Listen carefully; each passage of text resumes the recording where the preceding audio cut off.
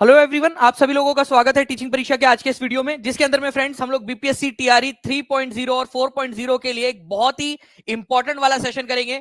इसमें फ्रेंड्स आप लोगों का पिछले दिनों जो हेड टीचर का पेपर हुआ, बीपीएससी हेड टीचर का पेपर, इसके सभी 75 क्वेश्चन जो आप लोगों के जीएस वाले थे उनको हम लोग सॉल्व करने वाले हैं, और जो आपका बीएड वाला पेपर हुआ था उसको भी सेपरेटली सॉल्व करेंगे। मतलब पूरे के पूरे 150 क्वेश्चन जो है वो सॉल्व होंगे आपके दो अलग अलग लेक्चर में।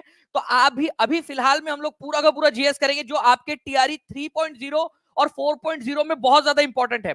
नाउ फ्रेंड्स, एक चीज आपको बता दूं कि एग्जाम में आप लोगों के वही प्रश्न पूछे गए थे जो हम लोगों ने किए हुए क्वेश्चन से, आप लोगों के पेड क्लास में से क्वेश्चन आए थे पूरे के पूरे। मैं आपको स्क्रीनशॉट के साथ में, जीआईएफ के साथ में दिखा दूंगा, पूरी व्याख्या के साथ, कंप्लीट एक्सप्लेनेशन के साथ में हम लोग करेंगे। चाहे वो आपके जीके के क्वेश्चन हो, चाहे वो मैथ्स के क्वेश्चन हो, चाहे आपके साइंस के क्वेश्चन हो, चाहे रीजनिंग के क्वेश्चन हो, सभी क्वेश्चंस को सॉल्व किया जाएगा विद कंप्लीट एक्सप्लेनेशन। और इसके बाद में आप लोगों के लिए एक टेस्ट भी है, और वो टेस्ट कैसे आपको मिलेंगी वो भी मैं आपको बताऊंगा।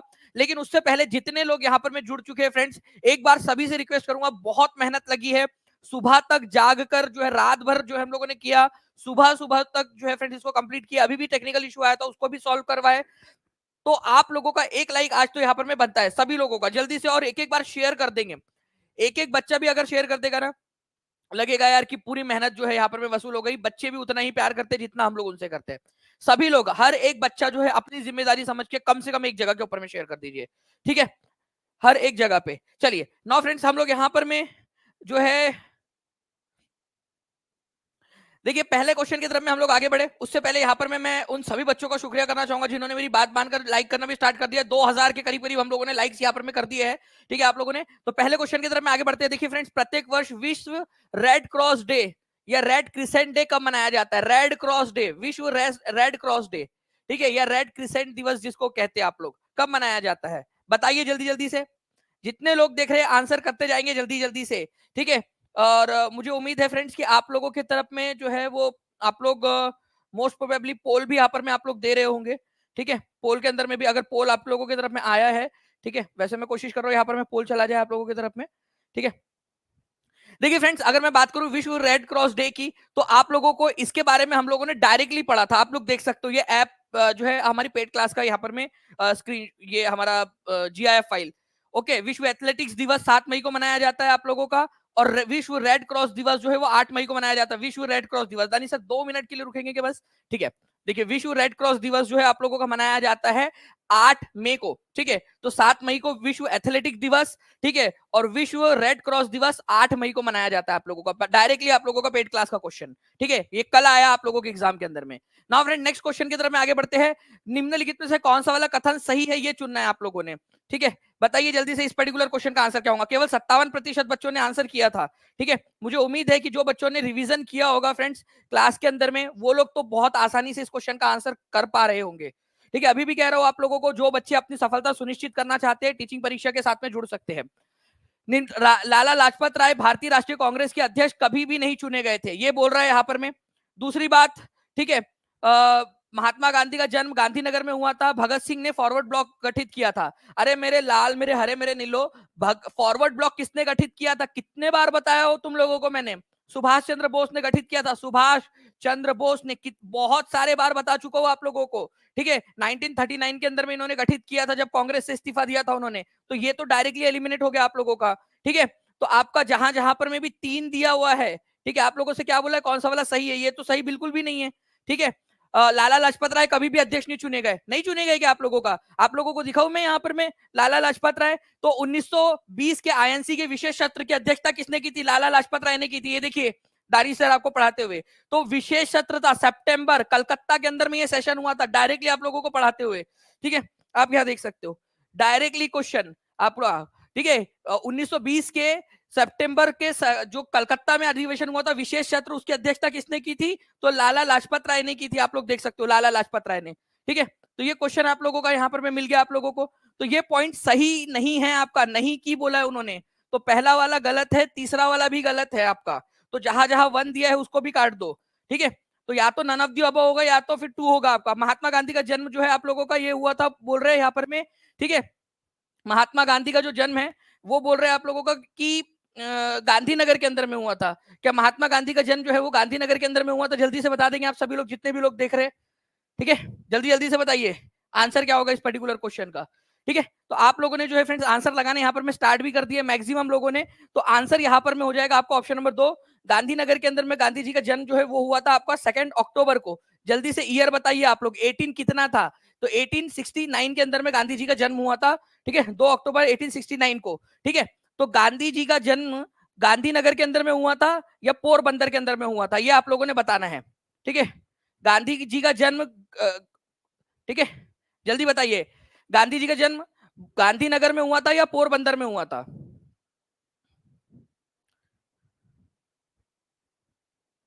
वेरी गुड, बहुत बढ़िया फ्रेंड्स। ठीक है, तो बहुत सारे बच्चे जो यहाँ पर मैं लगा रहे गांधीनगर नहीं है, ठीक है, वो पोरबंदर है, पोरबंदर, पोरबंदर, ये याद रखना है आप लोगों ने फ्रेंड्स, पोरबंदर के अंदर में, पोरबंदर जिले के अंदर में हुआ था, गांधीनगर के अंदर में नहीं हुआ था।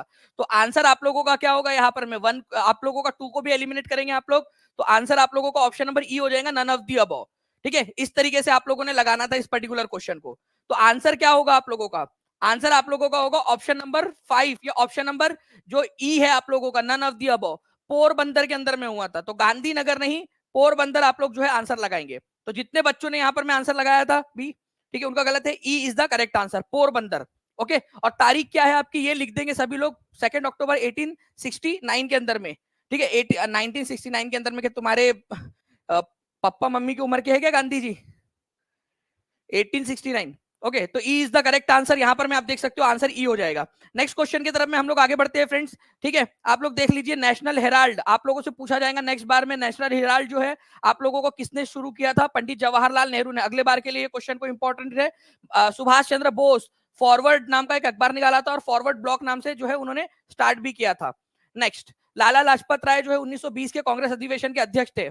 Okay, now right to education act 2009 कब अस्तित्व में आया था, कब फोर्स में आया था। सारे के सारे बच्चे जो है फ्रेंड्स यहाँ पर मैं लाइक कर देंगे, तब मजा आएगा आप लोगों का, इतना बढ़िया सेशन पूरा का पूरा एक्सप्लेनेशन के साथ में। ठीक है, पूरा का पूरा एक्सप्लेनेशन के साथ में आप लोगों का।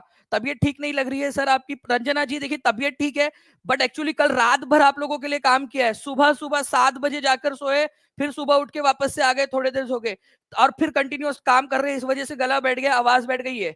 और इसलिए मैं चाहता हूं कि जब हम अपने तरफ से पूरा प्यार अपने बच्चों को दिखा रहे हैं, तो हर एक बच्चा जो है अपनी जिम्मेदारी निभाए। जब हमने पूरी नींद अपनी कुर्बान कर दी आप लोगों के इस सेशन के लिए, ताकि आपको ये सारे क्वेश्चन याद करवा सके, तो एक एक बच्चे ने अपना यहाँ पर में प्रतिसाद देना चाहिए। एक एक बच्चे ने एक एक जगह पे भी अगर शेयर कर दिया फ्रेंड, तो मुझे लगेगा कि मेरी मेहनत सफल हो गई। राइट टू एजुकेशन एक्ट 2009 कब अस्तित्व में आया था आपका, तो ये आप लोगों का 1 अप्रैल 2010 को अस्तित्व में आया था, ये याद रखना है आप सभी लोगों ने, इंपॉर्टेंट वाला पॉइंट है आप लोगों का। ठीक है जी, सर ये क्वेश्चन भी पढ़ाए थे आप पेड बैच में, बिल्कुल किरण सिन्हा जी बिल्कुल सही कह रहे हो आप, क्वेश्चंस आपको करवाए हुए हैं आप लोगों के, आर्टिकल नंबर 21A आप लोगों का। ठीक है, आर्टिकल नंबर 21A जो है ये आपका ऐड किया गया था 86वें संविधान संशोधन के जरिए। ये क्वेश्चन लिखो सभी लोग, ये क्वेश्चन अगली एग्जाम के लिए इंपॉर्टेंट है, अभी से बता रहा हूं आप लोगों को। ठीक है, 86वें संविधान संशोधन 2002 के जरिए 21A ऐड किया गया था। कौन से संविधान संशोधन के जरिए, 86वें संविधान संशोधन के जरिए। इसमें यह बोला गया था कि एक कानून बनाएंगे, और हमने कानून बनाया आपका 2009 में। ठीक है, आरटीई अधिनियम 2009, जिसको लागू किया 1 अप्रैल 2010 को। देखिए, पहले 21A ऐड किया 2002 के अंदर में, ठीक है, फिर उसके जरिए कानून बनाया 2009 के अंदर में, और इसको लागू किया 1 अप्रैल 2010 को। लागू कब किया, ये वाला क्वेश्चन था आप लोगों का। तो आंसर आपका हो जाएगा जो है यहाँ पर में ऑप्शन नंबर ए। ठीक है, तो इसको याद रखना था आप लोगों ने। नाउ अब देखिए friends, the most important question, और मुझे ये क्वेश्चन बहुत पसंद आया। ठीक है, मुझे पर्सनली ये क्वेश्चन बहुत पसंद आया एग्जाम का। ठीक है, ओके,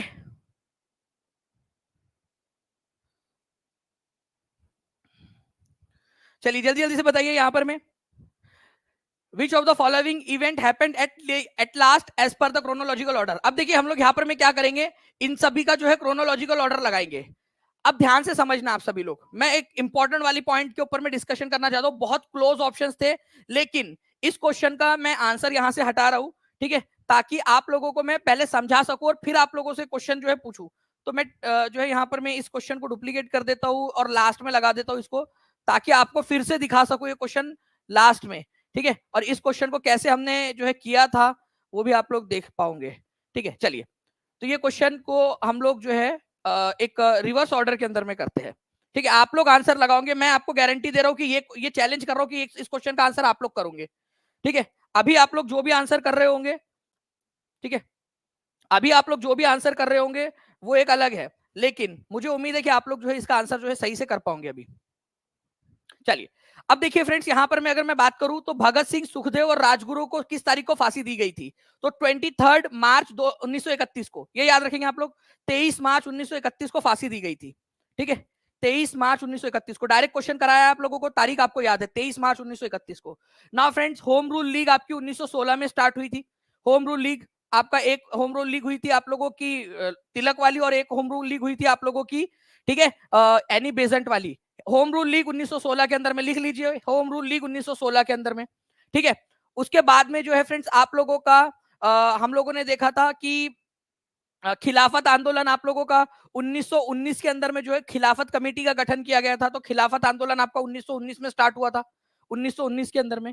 ठीक है, 17 अक्टूबर 1919 को खिलाफत दिवस मनाया गया था। Very very very important question, जो बच्चा आगे की एग्जाम के अंदर में 1 नंबर अर्जित करना चाहता है, इस पॉइंट को लिखो। ये बार बार आपको याद कराया, 17 अक्टूबर 1919 को खिलाफत दिवस मनाया गया था। ये क्वेश्चन आएगा एग्जाम के अंदर में आप लोगों का, खिलाफत दिवस कब मनाया गया था? ठीक है, तो खिलाफत दिवस मनाया गया 17 अक्टूबर 1919 को, खिलाफत दिवस। ठीक है, नेक्स्ट जो है फ्रेंड्स आप लोगों को बता दूं कि गांधी जी ने नॉन कोऑपरेशन मूवमेंट 1920 में स्टार्ट किया था, 1 अगस्त 1920 को, खिलाफ नॉन कोऑपरेशन मूवमेंट, असहयोग आंदोलन। अब इसके बाद में गांधी इरविन समझौता कौन से तारीख को हुआ था? आप देख सकते हो, ये पेड क्लास की स्लाइड है। ठीक है, ओके, 4 मार्च को जो है यहाँ पर में जो गांधी जी थे उनको छोड़ दिया गया। यहाँ पर में गांधी इरविन समझौता किया गया गांधी जी और इरविन के बीच में 5 मार्च 1931 को। तारीख लिखो, गांधी इरविन समझौता। लॉर्ड इरविन उस समय भारत के वायसराय थे, लॉर्ड इरविन। ये पेड क्लास की स्लाइड है, ये पूरा लिखा हुआ जो मैंने लिखा है इसमें। ठीक है, तेज बहादुर सप्रू और MR जयकर को ये दिया गया था गांधी जी को मनाने का। ठीक है, ये 2 लोग गए थे गांधी जी को मनाने की, आ जाओ ना थोड़ा सा इरविन से बात कर लो। ठीक है, तो गांधी जी और इरविन, इनके बीच में जैसे नहीं होता है कि दो दोस्तों की, 2 गर्लफ्रेंड बॉयफ्रेंड की झगड़ा हो जाता तो फिर 2 दोस्त आते, कर लेना यार बात, कुछ नहीं होता, बेचारी कितनी परेशान है, ठीक है, 2 दिन से खाना नहीं खाया उसने, ठीक है, तो फिर वो पिघल जाती है वो, तो वैसा वाला। तो तेज बहादुर सप्रू, MR जयकर, इनको दिया गया था। गांधी इरविन समझौता हुआ 5 मार्च 1931 को।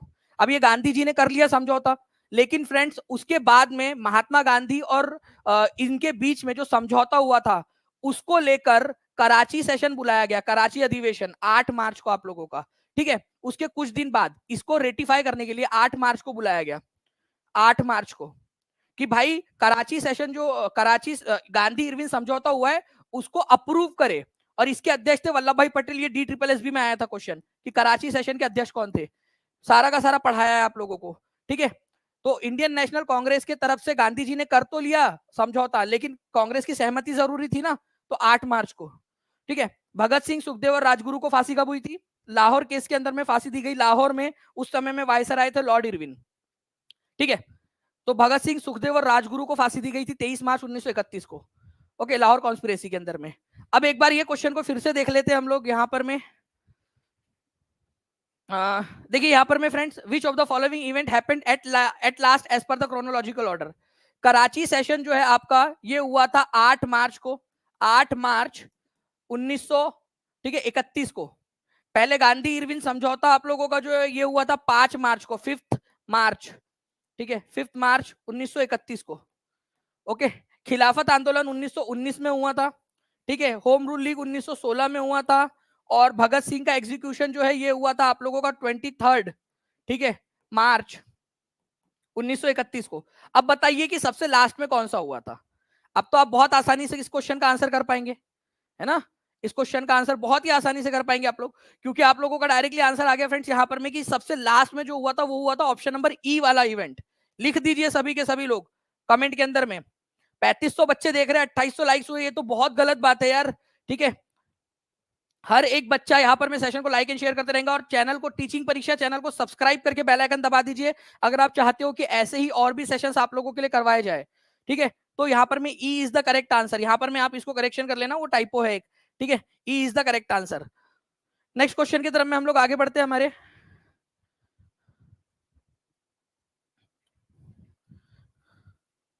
देखिए friends, after Poona pact of 1932 Harijan Sevak Sangh was establish, its president was, देखिए पूना पैक्ट हुआ था, उसके बाद में 1932 में हरिजन सेवक संघ की स्थापना किसने की थी, ये क्वेश्चन आया था बीपीएससी में।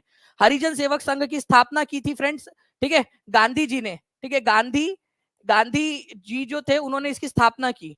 लेकिन इसके पहले अध्यक्ष कौन थे, इसके प्रेसिडेंट कौन थे, संस्थापक अध्यक्ष, तो ये थे फ्रेंड्स आप लोगों के, ठीक है, घनश्याम दास बिड़ला जी, ठीक है, तो घनश्याम दास बिड़ला जी थे उसके प्रेसिडेंट, पहले प्रेसिडेंट।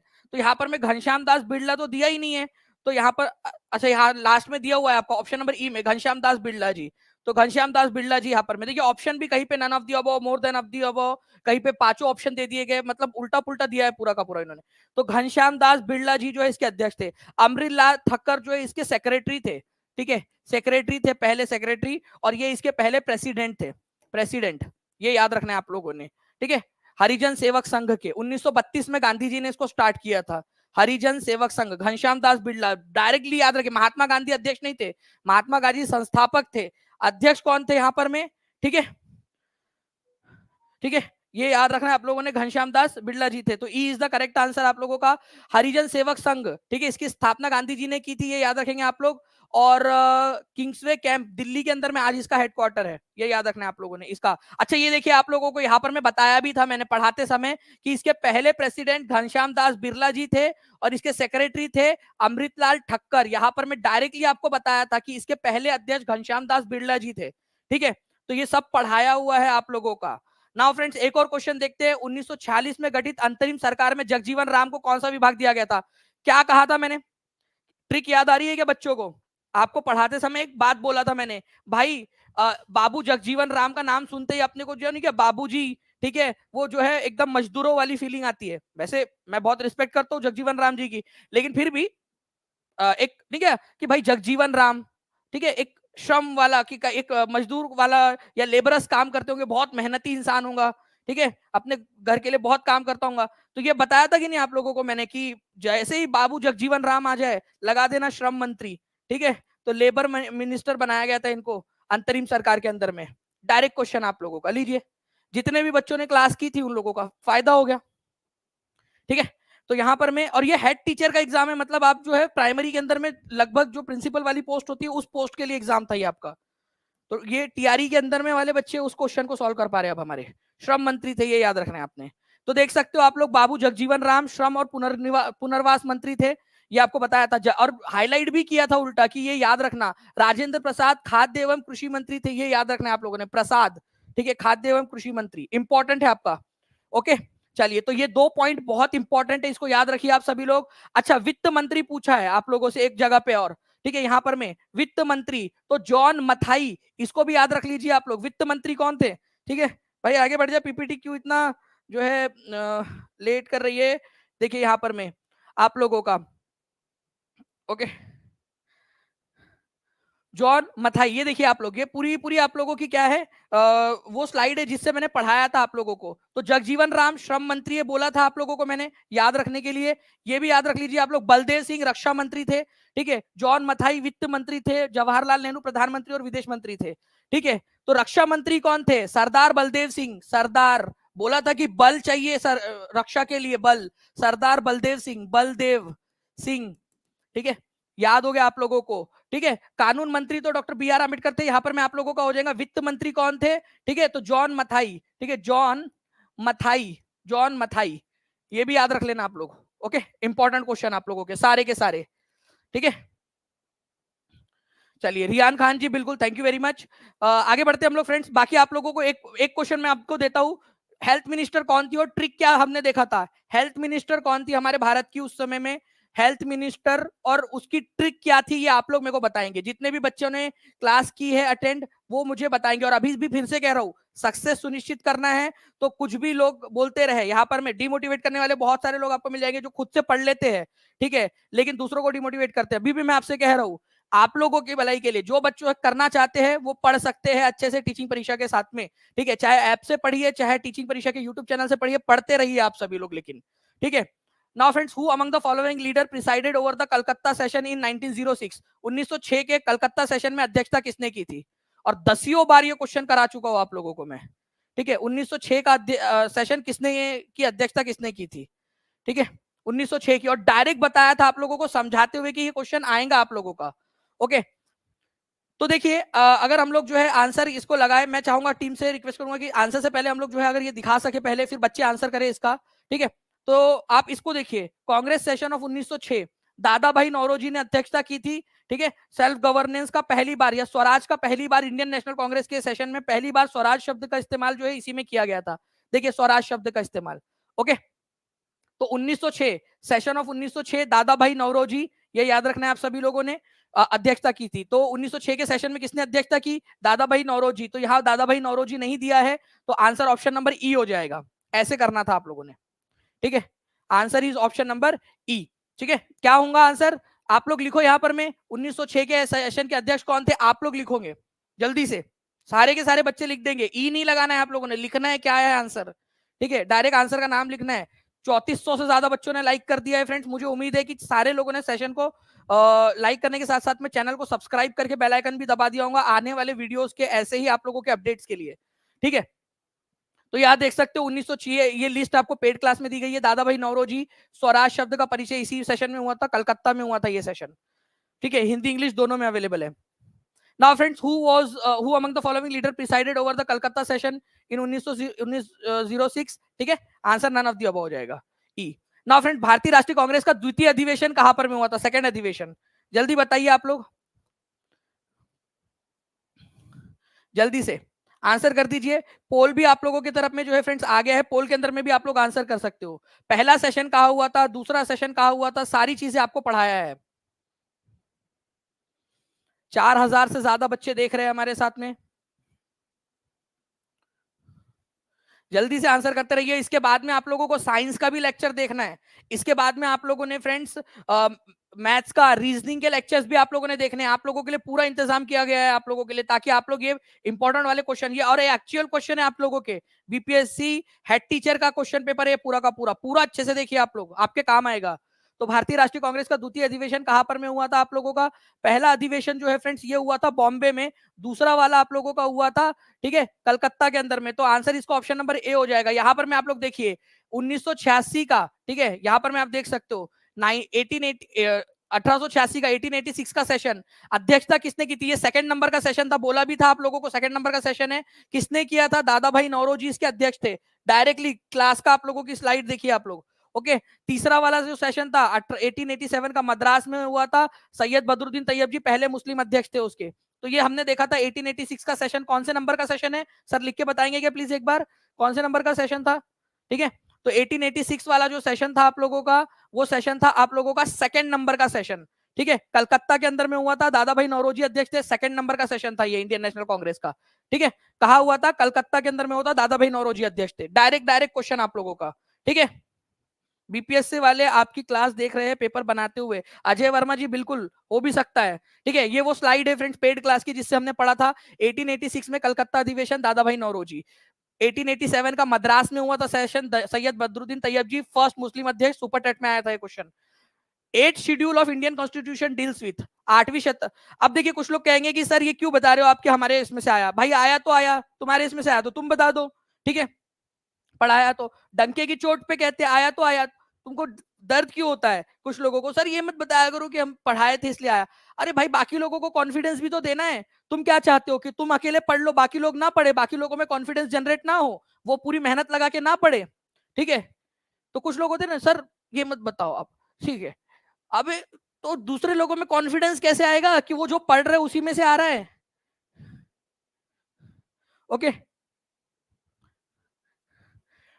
वो क्या चाहते हैं, ऐसे जो लोग होते हैं ना वो चाहते खुद से पढ़ ले, बाकी लोगों में कॉन्फिडेंस ना आए करके। चलिए, तो यहां पर मैं 8वीं अनुसूची की बात करें, इंडियन कॉन्स्टिट्यूशन की डील विथ, आप लोगों का जब आपको पता होता है ना कि जहां से आप पढ़ रहे हो वहां से जो है आपके क्वेश्चन आ रहे हैं। ठीक है सर, अभी तक बहुत होपलेस था, पता नहीं क्या पढ़ूं क्या नहीं, बट अब क्वेश्चन देखकर लग रहा है कॉन्फिडेंस आ गया। देखिए शिवम सिंह ने अभी बोल दिया कि अब कॉन्फिडेंस आ गया उनको। ठीक है, शिवम सिंह का कमेंट दिखा दिया जाए यहाँ पर में। 8 schedule of the Indian constitution deal with, 8वीं अनुसूची। तो देखिए फ्रेंड्स, 8वीं अनुसूची आप लोगों की आपको बताया था, पहली अनुसूची, दूसरी, तीसरी, चौथी, पांचवी, छठवीं, सातवीं, आठवीं, सारी आपको पढ़ाया है। 8वीं अनुसूची के बारे में बताया था, भारतीय भाषाओं के बारे में दिया गया आप लोगों को। ठीक है, 8वीं अनुसूची देखिए दानिश सर अपनी उंगलियों से लिखते हुए। ठीक है, 8वीं अनुसूची भारतीय भाषाओं के बारे में है। 8वीं अनुसूची याद कर लेना, बोला भी था मैंने आपको कि 8वीं अनुसूची, ठीक है, जिसमें 22 भाषाएं हैं। 8th अनुसूची, 8वीं अनुसूची, देखिए आप लोगों से बोला भी है कि 9वीं अनुसूची जो है आप लोगों की किस बारे में है, 10वीं, 9वीं, ठीक है, 10वीं, 11वीं, 12वीं वो भी पढ़ाया है। 12 अनुसूची अब पूरी की पूरी आप लोगों को। ओके, तो 8वीं अनुसूची आपकी लैंग्वेजेस, कितनी भाषाएं हैं, भाषाएं कितनी है, भारतीय भाषाओं के बारे में जानकारी दी गई है। जल्दी बताइए आप लोग, आंसर कितना हो जाएगा आप लोगों का? आंसर हो जाएगा आप लोगों का, ठीक है, 22 भाषाएं हैं इसके अंदर में। Direct question. ऑफिशियल जो है लैंग्वेजेस की आधिकारिक भाषाओं का उल्लेख कौन सी वाली अनुसूची में किया गया? ये क्वेश्चन देखिए, ये पढ़ा था हमने स्लाइड। बी ऑप्शन को मैंने यहाँ काट भी दिया था, आपका 2 बार आ गया था। तो 8 शेड्यूल, 8वीं अनुसूची के अंदर में दिया था। ठीक है, 22 भाषाओं का उल्लेख। ठीक है, कौन कौन सी 22 भाषाएं है पूरी लिस्ट आप लोग देख सकते हो। ठीक है, पूरी की पूरी 22 भाषाएं आप लोग यहाँ पर में देख सकते हो। चलिए नेक्स्ट क्वेश्चन की तरफ में आगे बढ़ते हैं friends. Saurology is the study of, saurology कौन सी स्टडी है? जल्दी से बताएंगे आप लोग, सूरोलॉजी किसकी स्टडी है? जल्दी जल्दी से आंसर करिए। सूरोलॉजी इज द स्टडी ऑफ। मैं आप लोगों को कुछ इंपॉर्टेंट वाले फैक्ट्स बताऊंगा फ्रेंड्स, मैं और चाहूंगा कि उनके बारे में आप लोग कम से कम पढ़कर आए। ठीक है,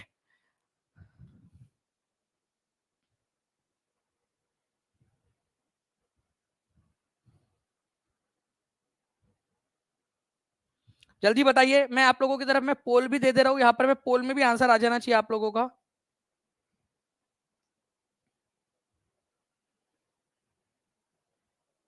चलिए, पोल भी आप लोगों के पास में आ चुका है। Study of, saurology is the study of, किसकी स्टडी है सूरोलॉजी?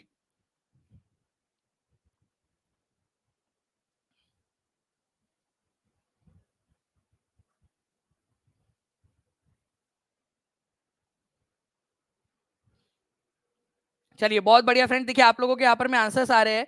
मैं आप लोगों को बताना चाहूंगा कि अलग अलग जो चीजें हैं, जैसे आप लोगों की अभी क्या आप लोगों से पूछा जाएगा, ठीक है, एपिडेमियोलॉजी जो है आप लोगों की क्या होती है?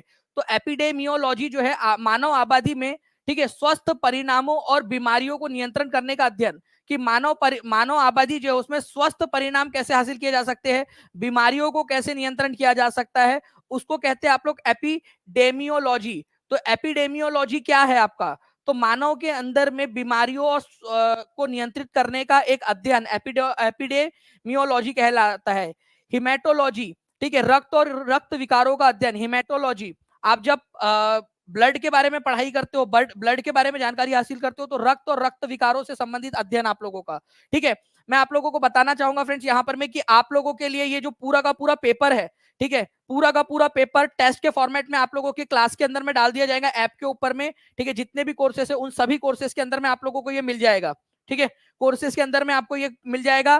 प्लस मैंने कल रात वाली क्लास में, बजट वाली क्लास में आप लोगों से प्रॉमिस किया था कि टेस्ट आपको मिलेंगी, टेस्ट के फॉर्मेट में ये पूरा का पूरा पेपर आपको मिल जाएगा। साथ ही साथ जो एक्सप्लेनेशन में दे रहा हूं आप लोगों को, एक्सप्लेनेशन, ठीक है, एक्सप्लेनेशन जो दे रहा हूं उसके ऊपर में बेस्ड एक और टेस्ट मिलेंगी आप लोगों को, मतलब 2 टेस्ट मिलेंगी, एक्सप्लेनेशन बेस्ड टेस्ट मिलेंगे आप लोगों को।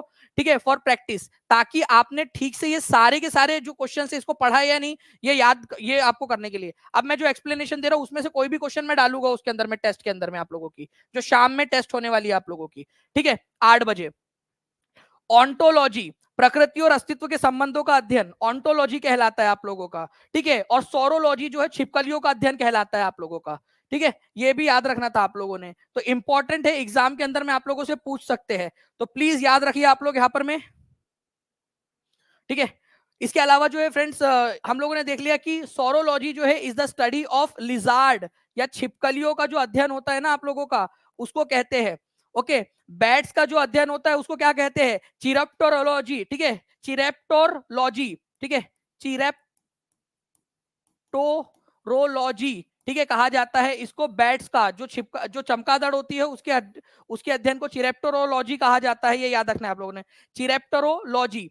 ओके, लिजार्ड का कहा जाता है आप लोगों का सौरोलॉजी। ये कुछ इंपॉर्टेंट वाले पॉइंट्स हैं। और मैं आप लोगों को जो है फ्रेंड्स यहाँ पर मैं बड़े ही गर्व के साथ में बताना चाहूंगा कि ये क्वेश्चन जो है फ्रेंड्स ऑलरेडी एक एग्जाम के अंदर में आया हुआ क्वेश्चन है आपका सोरोलॉजी टीचिंग परीक्षा के ऐप के ऊपर में ये क्वेश्चंस अवेलेबल है आप लोगों के, अगर ध्यान से देखोगे आप लोग, ठीक है। मैं आपको बताना चाहूंगा, मैं जब कल हम लोग यहाँ पर मैं इसको स्टडी कर रहे थे, हम लोग निकाल रहे थे, ठीक है। अगर हम वो क्वेश्चन को दिखा पाए बच्चों को तो बहुत आसानी हो जाएगी बच्चों के लिए हमारे। मैं कोशिश करता हूँ कि वो क्वेश्चन मैं आपको दिखा पाऊँ, ठीक है।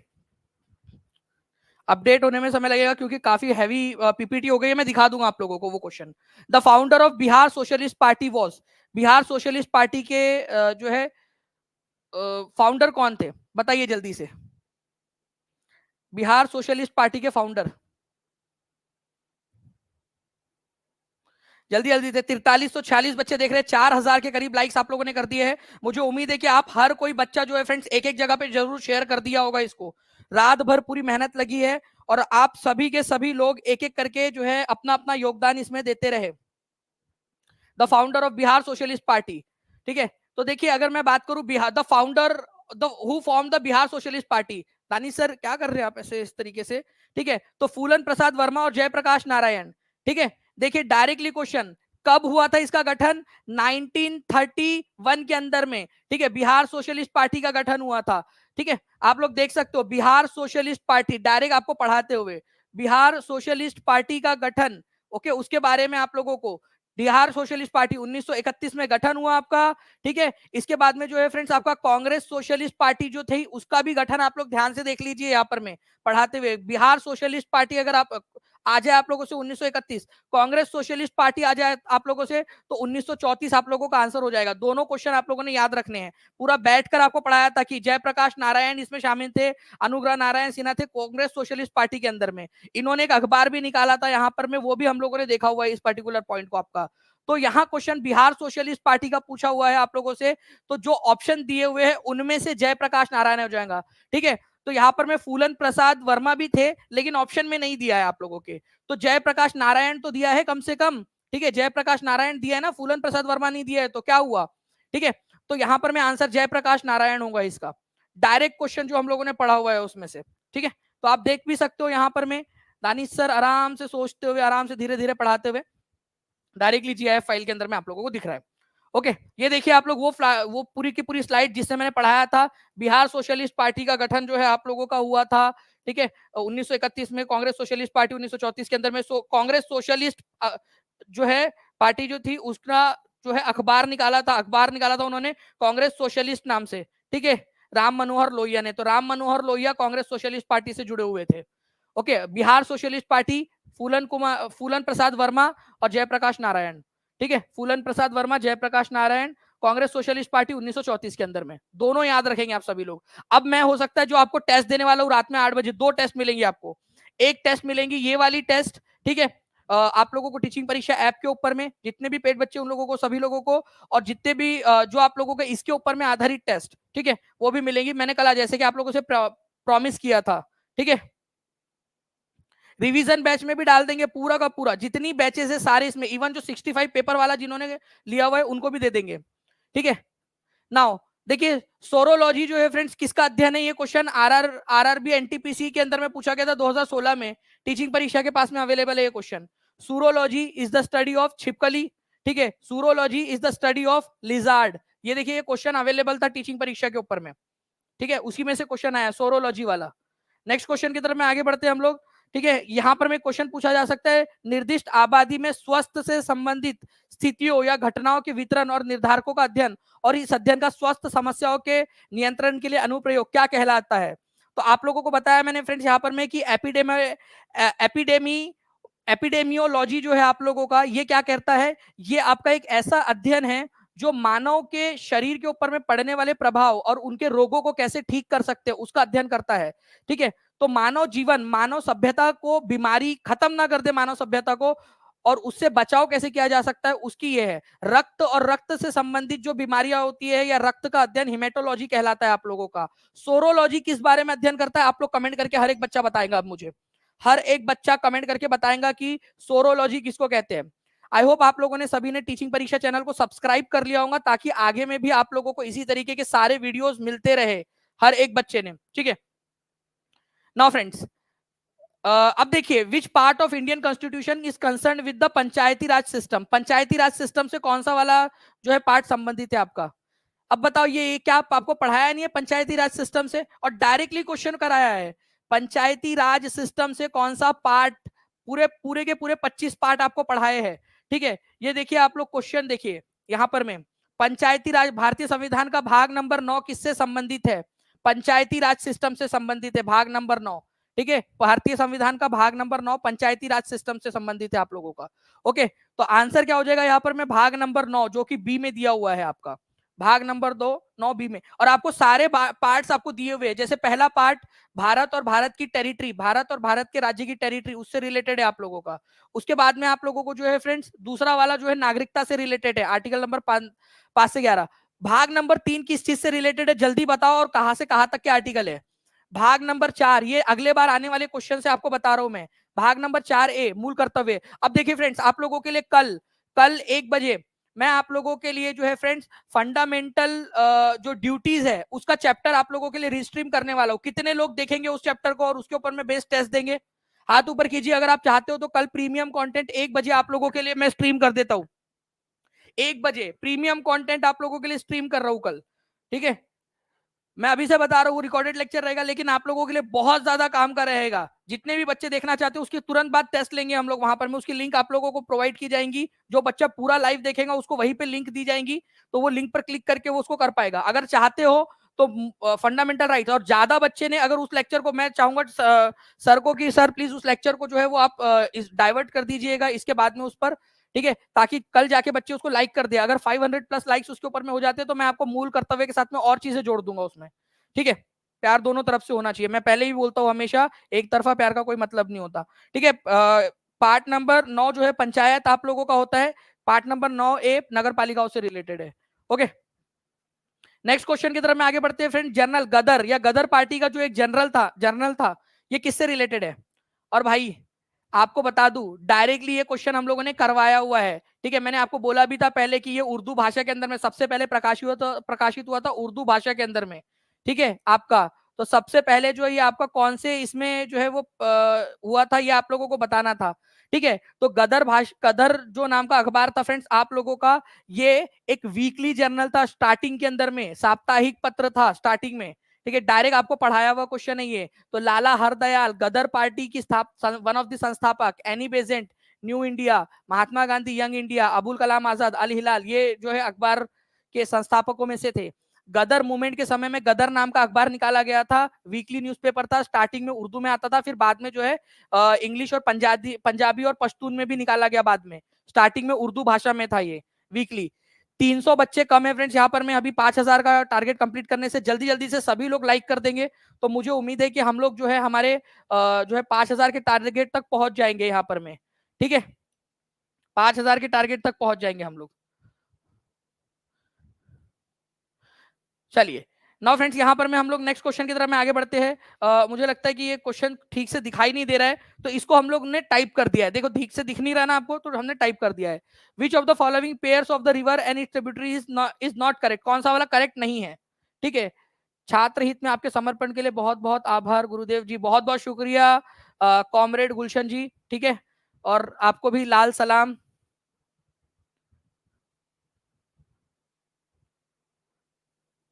बहुत बहुत शुक्रिया आपका।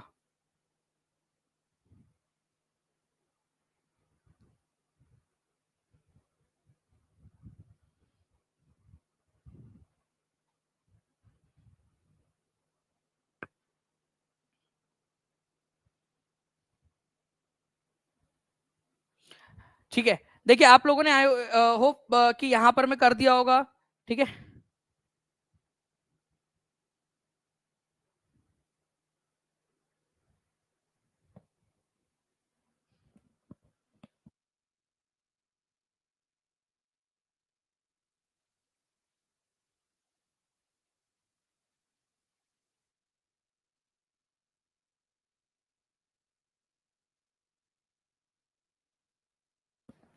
चलिए, तो देखिए फ्रेंड्स, अगर मैं बात करूं आप लोगों से कौन सा वाला करेक्ट नहीं है, ये आप लोगों से पूछा गया है। ठीक है, तो कृष्णा नदी, आपको कई बार बताया है कि कृष्णा नदी जो है वो किसकी सहायक नदी है आप लोगों की? कृष्णा नदी। ठीक है, आप लोगों ने देखा हुआ है कि कृष्णा नदी आपकी भीमा भीमा भीमा जो है वो कृष्णा नदी की सहायक नदी है। ये क्वेश्चन केवीएस टीजीटी में आया था, केवीएस टीजीटी 2018 में, डायरेक्टली बता रहा हूं आपको, वहां वहां पर में भी आया था। ठीक है, चंबल नदी यमुना में जाकर मिलती है। ठीक है, मानस नदी गोदावरी की है, तीस्ता ब्रह्मपुत्र की है, ये बोल रहा है आप लोगों से। तो कौन सा वाला आंसर हो जाएगा आपका? सी हो जाएगा यहाँ पर में आंसर, गोदावरी और मानस नदी। मानस नदी ब्रह्मपुत्र की सहायक नदी है, मानस नदी ब्रह्मपुत्र की सहायक नदी है। मैं आप लोगों से प्रॉमिस कर रहा हूं, आप लोगों को फ्रेंड्स ऐप के ऊपर में जो है पूरा का पूरा रिवर वाला 10 लेक्चर है, ठीक है, वो आप लोगों को प्रोवाइड कर दूंगा अगले 2 दिन के अंदर में। पूरे के पूरे 10 लेक्चर आप लोगों के लिए अपलोड कर दिए जाएंगे ऐप के ऊपर में। ठीक है, जो रिवर वाले क्वेश्चन है आप लोगों के, जिसमें ब्रह्मपुत्र का ये पूरा सिस्टम हमने पढ़ा है, हमने पूरा सिंधु सभ्य सिंधु वाला सिस्टम पढ़ा हुआ है, पूरा साउथ इंडिया की रिवर, पेनिनसुलर रिवर हमने पढ़ी है, छोटी छोटी जो रिवर है वो पढ़ी है। 10 लेक्चर है मेरे पास में, ऐप के ऊपर में आपको अपलोड कर दिया जाएगा। तो मानस ब्रह्मपुत्र की सहायक नदी है, ना कि गोदावरी की। ठीक है, तो ये आपका आंसर हो जाएगा, क्योंकि गलत वाला पूछा है आप लोगों से। ठीक है, बाकी जो है फ्रेंड्स आप लोग यहाँ पर में देख सकते हो कि ये चेमा युंगडुंग ग्लेशियर से निकलती है हमारी कौन सी नदी? ब्रह्मपुत्र नदी। ठीक है, और चेमा युंगडुंग नदी जो है यहाँ पर में नामचा बारवा से जो है वो टर्न लेती है। ठीक है, देखो शार्प टर्न लिया उन्हें नामचा बारवा। ठीक है, यांगपा दर्रा है अरुणाचल प्रदेश में, वहां पर में एंटर करती है। यांगपा दर्रा भारत में कहां से एंटर करती है? लिखो जल्दी से सभी लोग, यांगपा दर्रे से एंटर करती है, फिर जाती है आसाम के अंदर में, यहाँ पर में उसका नाम ब्रह्मपुत्र पड़ता है। और ब्रह्मपुत्र नदी जो है फिर बाद में आगे बढ़ते हुए, ये जो तीस्ता नदी दिख रही है ना आपको, ये तीस्ता नदी है। तीस्ता नदी को कौन से अभी तीस्ता नदी करंट अफेयर में भी है। तीस्ता नदी को कौन से राज्य का जो है लाइफलाइन कहा जाता है, ये उस लेक्चर में पढ़ाया है। जो बच्चे पढ़ना चाहते हैं, मैं आपसे कहूंगा कि मैं वो लेक्चर आपके लिए डाल दूंगा, और उसके ऊपर मैं बेस टेस्ट लूंगा फिर आप लोगों की पूरी। ठीक है सर, मैं उसे डाउनलोड किया है, मनीषा गुप्ता बोल रहे। चलो अच्छी बात है मनीष जी, आप उसको जो है पूरा का पूरा अच्छे से पढ़ाई भी कर लेना फिर उसको अच्छे से आप। ओके, अगर आपने डाउनलोड किया हुआ है उसको तो। ओके, तो तीस्ता नदी जो है आपकी सिक्किम की है, और यहाँ पर में आप लोग देख सकते हो सिक्किम की लाइफलाइन बाद में जाकर जो है ब्रह्मपुत्र नदी के अंदर में जाकर मिल जाती है, ब्रह्मपुत्र नदी के अंदर में तीस्ता नदी। ओके, उसके बाद में देखिए निम्नलिखित में से कौन सी नदी गंगा की सहायक नदी है? तो आपको बताया था कि तुंगभद्रा कृष्णा की सहायक नदी है, और आप देख सकते हो मानस नदी, मानस किसकी सहायक नदी है? ब्रह्मपुत्र की। ये दानिश सर ने पढ़ाया हुआ लेक्चर आपको, क्वेश्चन जिसने लेक्चर देखकर गया होगा वो पढ़ के गया होगा, पूरा पूरा अच्छे से कर पाएगा। प्रिंसिपल लेवल का, हायर टीचर लेवल का क्वेश्चन है आप लोगों का। ठीक है, ओके, छात्र हित में आपके समर्पण के लिए बहुत बहुत धन्यवाद गुरुदेव जी। ठीक है, कॉमरेड गुलशन जी आपका बहुत बहुत शुक्रिया। देखिए सोन नदी, चंबल नदी यमुना की सहायक नदी है, ये उसी लेक्चर के अंदर में आपको करवाया हुआ है। चंबल नदी यमुना की सहायक नदी है, मानस नदी जो है वो ब्रह्मपुत्र की सहायक नदी है।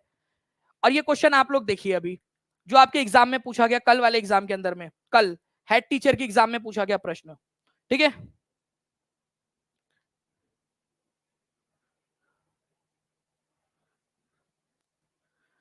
ठीक है, चलिए बहुत बढ़िया आशीष यादव जी, बहुत बहुत शुक्रिया। और अगर मैं बात करूं आगे में आप लोगों से फ्रेंड्स, आगे हम लोग बढ़े तो ये सारी की सारी जो चीजें हैं आप लोगों की हम लोगों ने करी हुई है। कृष्णा की सहायक नदियां है, भीमा, केवीएस टीजीटी में आया था, तुंगभद्रा, मूसी, ये सारा पढ़ाया है आपको। आप लोगों के लिए डाल दूंगा मैं। Which one of the following was the constitutional advisor to constituent assembly of India? ठीक है, एडवाइजर कौन थे ये बताइए सर। 60% ऑफ अभी भी है कि जी हाँ बिल्कुल, आज जो है आपका इंडिया के वर्ल्ड कप जीतने की खुशी में जो है वो 60% ऑफ है, फ्लैट 60% ऑफ है। तो आप जितने भी लोग हैं, आप जो भी कोर्स ले रहे हो अपने दोस्तों को सबको बता सकते हो 60% फ्लैट ऑफ है आज के लिए केवल। तो आप लोग उसके अंदर में ज्वाइन हो सकते हो जितने भी लोग हैं। ठीक है, सफलता सुनिश्चित करनी है फ्रेंड्स तो करना पड़ेगा आपको। रात भर जैसे मैंने मेहनत की है आप लोगों के लिए, रात भर आपको भी अपने सपनों के लिए मेहनत करनी पड़ेगी। ठीक है, मेहनत करनी पड़ती है, मेहनत का कोई पर्याय नहीं है। तो कॉन्स्टिट्यूएंट असेंबली के संवैधानिक सलाहकार कौन थे? तो ये तो बहुत ही इजी क्वेश्चन है, डॉक्टर बी एन राव। ठीक है, बी एन राव जो है फ्रेंड्स आंसर हो जाएगा आपका सी। डायरेक्ट पढ़ाया हुआ क्वेश्चन है सर, थोड़ा सा साइड हो गया क्या sir? Please sir, please please थोड़ा सा सर, दानिश सर, लाल सलाम। ठीक है सर, ओके, ठीक है। अब देखिए यहाँ पर में सेकेंड मीटिंग जो हुई थी 11 दिसंबर को हुई थी। ठीक है, सलाहकार कौन थे? संविधान सभा के advisor, advisor to the assembly, संविधान सभा के एडवाइजर कौन थे सर? एक बार फिर से बता दोगे प्लीज? ठीक है, सलाम सर। ओके, देखिए सेक्रेटरी कौन थे वो वाला क्वेश्चन भी पढ़ाया हुआ है अभी आप लोगों को। ठीक है, तो बी एन राव आप लोगों का देख सकते हो, आप लोग यहाँ पर में बी एन राव एडवाइजर थे, ये याद रखना है आप सभी लोगों ने। ओके, बी एन राव, आप लोगों को डायरेक्ट करवाया हुआ क्वेश्चन। मैं आप लोगों को चाहूंगा यहाँ पर मैं एक छोटा सा आप लोगों को दिख गया है, मैं वो भी, अस्थायी अध्यक्ष कौन थे, सच्चिदानंद सिन्हा। देखिए ये भी याद रख लेना, सेक्रेटरी कौन थे, secretary HVR Iyengar, paid class में कराया है एचवीआर अयंगर, ठीक है, पेड क्लास में करवाया हुआ है एचवीआर अयंगर, उसको भी कर लीजिएगा प्लीज, एचवीआर अयंगर। सर थोड़ा सा, बस थोड़ा सा धीरे सर, ये यहाँ पर मैं रुक जाए अगर वो, तो वो बहुत इंपॉर्टेंट है, मुझे लग रहा है कि नेक्स्ट एग्जाम के अंदर में पूछे जाने की संभावना है, इसीलिए मैं रुक रहा हूँ उसके अंदर में। आपके लिए मेहनत करने की जरूरत पड़ेगी, बिल्कुल करेंगे। Secretary to the constituent assembly, संविधान सभा के सचिव, यहां पर मैं बात हो रही है सचिव की, ठीक है, सचिव कौन थे तो एचवीआर अयंगर, और एडवाइजर कौन थे तो बी एन राव, ठीक है, एडवाइजर बी एन राव। प्लीज ये दोनों के दोनों अभी के अभी कमेंट के अंदर में लिखो, अभी के अभी, मेरे को आप लोगों पे पूरा भरोसा है कि आप लोग जो है भसड़ मचाओगे, आप लोग अभी के अभी लिखो इस चीज को। सचिव कौन थे संविधान सभा के, सेक्रेटरी एचवीआर अयंगर, ठीक है, पेड क्लास में करवाया हुआ है। एडवाइजर कौन थे, बी एन राव थे, दोनों के दोनों पॉइंट लिखो अभी के अभी, सारे के सारे बच्चे जो जो पेपर क्लियर करना चाहते हैं वो बच्चे लिखेंगे, जो बच्चे जो है सिर्फ इधर उधर करना चाहते हैं, बाकी लोगों को बहलाना चाहते हैं, वो लोग ना लिखे फिर, ठीक है। ज्ञानदीप प्रजापति जी बहुत बहुत शुक्रिया आपका भी, आपके प्यारे से कमेंट के लिए। चलिए, तो देख सकते हो आप लोग, बी एन राव जो है फ्रेंड्स एडवाइजर थे संविधान सभा के, और एचवीआर अयंगर, मैं टीम का शुक्रिया अदा करना चाहूंगा कि उन्होंने वो क्वेश्चन को भी डाल दिया है, एचवीआर अयंगर वो स्लाइड को डाल दिया है, ठीक है। नाउ अब देखिए ड्राफ्टिंग कमेटी के अध्यक्ष कौन थे, संविधान समिति के प्रारूप, अभी यार ये क्या झंडू बाम क्वेश्चन पूछा है, ठीक है, मेरे बच्चों को तो याद है, प्रारूप समिति, मसौदा समिति, ठीक है। ओके, जल्दी जल्दी से बताइए यहाँ पर मैं आंसर क्या होगा। जी हाँ बिल्कुल, अभी भी जो रिवीजन बैच के लिए पूछ रहे बच्चे, रिवीजन बैच आप लोगों की स्टार्ट है, रिवीजन बैच के अंदर में भी आप लोग एनरोल कर सकते हो, कल ही मैंने बजट पढ़ाया है। जो टीआरई 4 की बैच ले रहे हैं उनको रिवीजन बैच अभी से ही मिलना स्टार्ट हो रहा है, ठीक है, जो जो टीआरई 4 के लिए पढ़ाई कर रहे हैं वो अभी भी कर सकते हैं। पूरी टीम लगी होती है, एक एक रात रात भर मेहनत करती है आप लोगों के लिए। चलिए, तो देखिए प्रारूप समिति के अध्यक्ष कौन थे, ये क्वेश्चन पूछा गया आप लोगों से। तो ड्राफ्टिंग कमेटी के अध्यक्ष जो थे डॉक्टर बी आर आंबेडकर। प्रारूप समिति कितने सदस्य थे इसके बताइए, कितने लोग थे, कितने आदमी थे, कितने आदमी थे, ठीक है। तो आप लोग लिख दीजिए यहां पर में सरदार, ओके, लिख दीजिए आप लोग, प्रारूप समिति में कितने आदमी थे, सरदार 7 आदमी थे यहां पर में टोटल, ओके। तो ये याद रखना है आप लोगों ने, आप लोग देख सकते हो यहाँ पर मैं इस पर्टिकुलर क्वेश्चन को, ओके, पूरी की पूरी समितियां कराई आपको। ड्राफ्टिंग कमेटी के अध्यक्ष थे doctor B R Ambedkar, committee on rules and procedure, ठीक है, प्रक्रियाओं के लिए समिति राजेंद्र प्रसाद, संचालन समिति के अध्यक्ष कौन थे वो भी आपको बताया, उसके बाद में इसके नेक्स्ट स्लाइड में भी पढ़ाया है आपको, ठीक है, केंद्रीय अधिकार समिति जवाहरलाल नेहरू, ठीक है, उसके बाद में union constitution Jawaharlal Nehru, provincial constitution, ठीक है, आपके वल्लभ भाई पटेल। तो ये सारी चीजें हमने पढ़ी है, इसके अलावा भी हमने पढ़ी थी, और भी हमारी वाली स्लाइड्स है, ठीक है, ओके। अगर आप लोग देखोगे तो इसके बाद में भी हम लोगों ने पढ़ा था जितनी भी इंपॉर्टेंट वाली स्लाइड्स, देखिए यहाँ पर में नेशनल फ्लैग के लिए राजेंद्र प्रसाद, कॉन्स्टिट्यूएंट असेंबली के फंक्शन के लिए जीवी मावलंकर, ठीक है, fundamental rights, minorities rights and tribal affairs rights जो थे उसके वल्लभ भाई पटेल, उसकी सब कमेटीज कौन कौन थी, सारा पढ़ा है हमने इसको। और अगर आप बोलोगे तो मैं फिर से बता दूंगा आप लोगों के लिए, ठीक है, एक एक करके आप लोगों को सारी की सारी चीजें पढ़ा देंगे। ये देख सकते हो आप लोग पेड क्लास की slides. Which of the following is not correctly match, कौन सा वाला करेक्टली मैच नहीं है, जल्दी जल्दी से आंसर करेंगे आप सभी के सभी लोग, कौन सा वाला करेक्टली मैच नहीं है। आप लोगों की तरफ में पोल भी आ गया है फ्रेंड्स, और एक बार जल्दी से उन 4,900 से ज्यादा आप लोगों ने जो है फ्रेंड्स यहाँ पर में लाइक्स कर दिए हैं। मैं उम्मीद करता हूँ कि सारे लोग एक साथ लाइक एंड शेयर कर देंगे तो हम लोग जो है हमारा टारगेट जो है, ठीक है, उसको अचीव कर लेंगे जल्दी जल्दी से हर एक बच्चा। और जहां जहां शेयर कर सकते हो, ये उम्मीद तो कर सकता हो यार, अगर रात भर आप लोगों के लिए काम किया है, रात भर इस पेपर को बनाने में लग गया, कल ही ये पेपर हुआ है, ठीक है, प्रूफ के साथ आपको दिखा रहा हूँ, आपके मोटिवेशन को बढ़ाने के लिए, आपके कॉन्फिडेंस को बढ़ाने के लिए।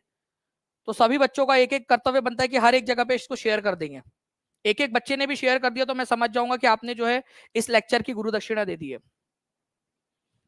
चलिए, which of the following is not a correctly match, Sachindra Nath Sanyal, आपको बताना है सचिंद्र नाथ सान्याल, ठीक है, वैलेंटाइन चिरोल, ठीक है, ये वो चिरोल है, मैं इसको इसको देख के तो मेरे को बड़ी गुस्सा आती है। वैलेंटाइन चिरोल इंडियन अनरेस्ट नाम की पुस्तक लिखी, और भारतीय अशांति का जनक हमारे जो है वो बाल गंगाधर तिलक को बोला उसने, ठीक है।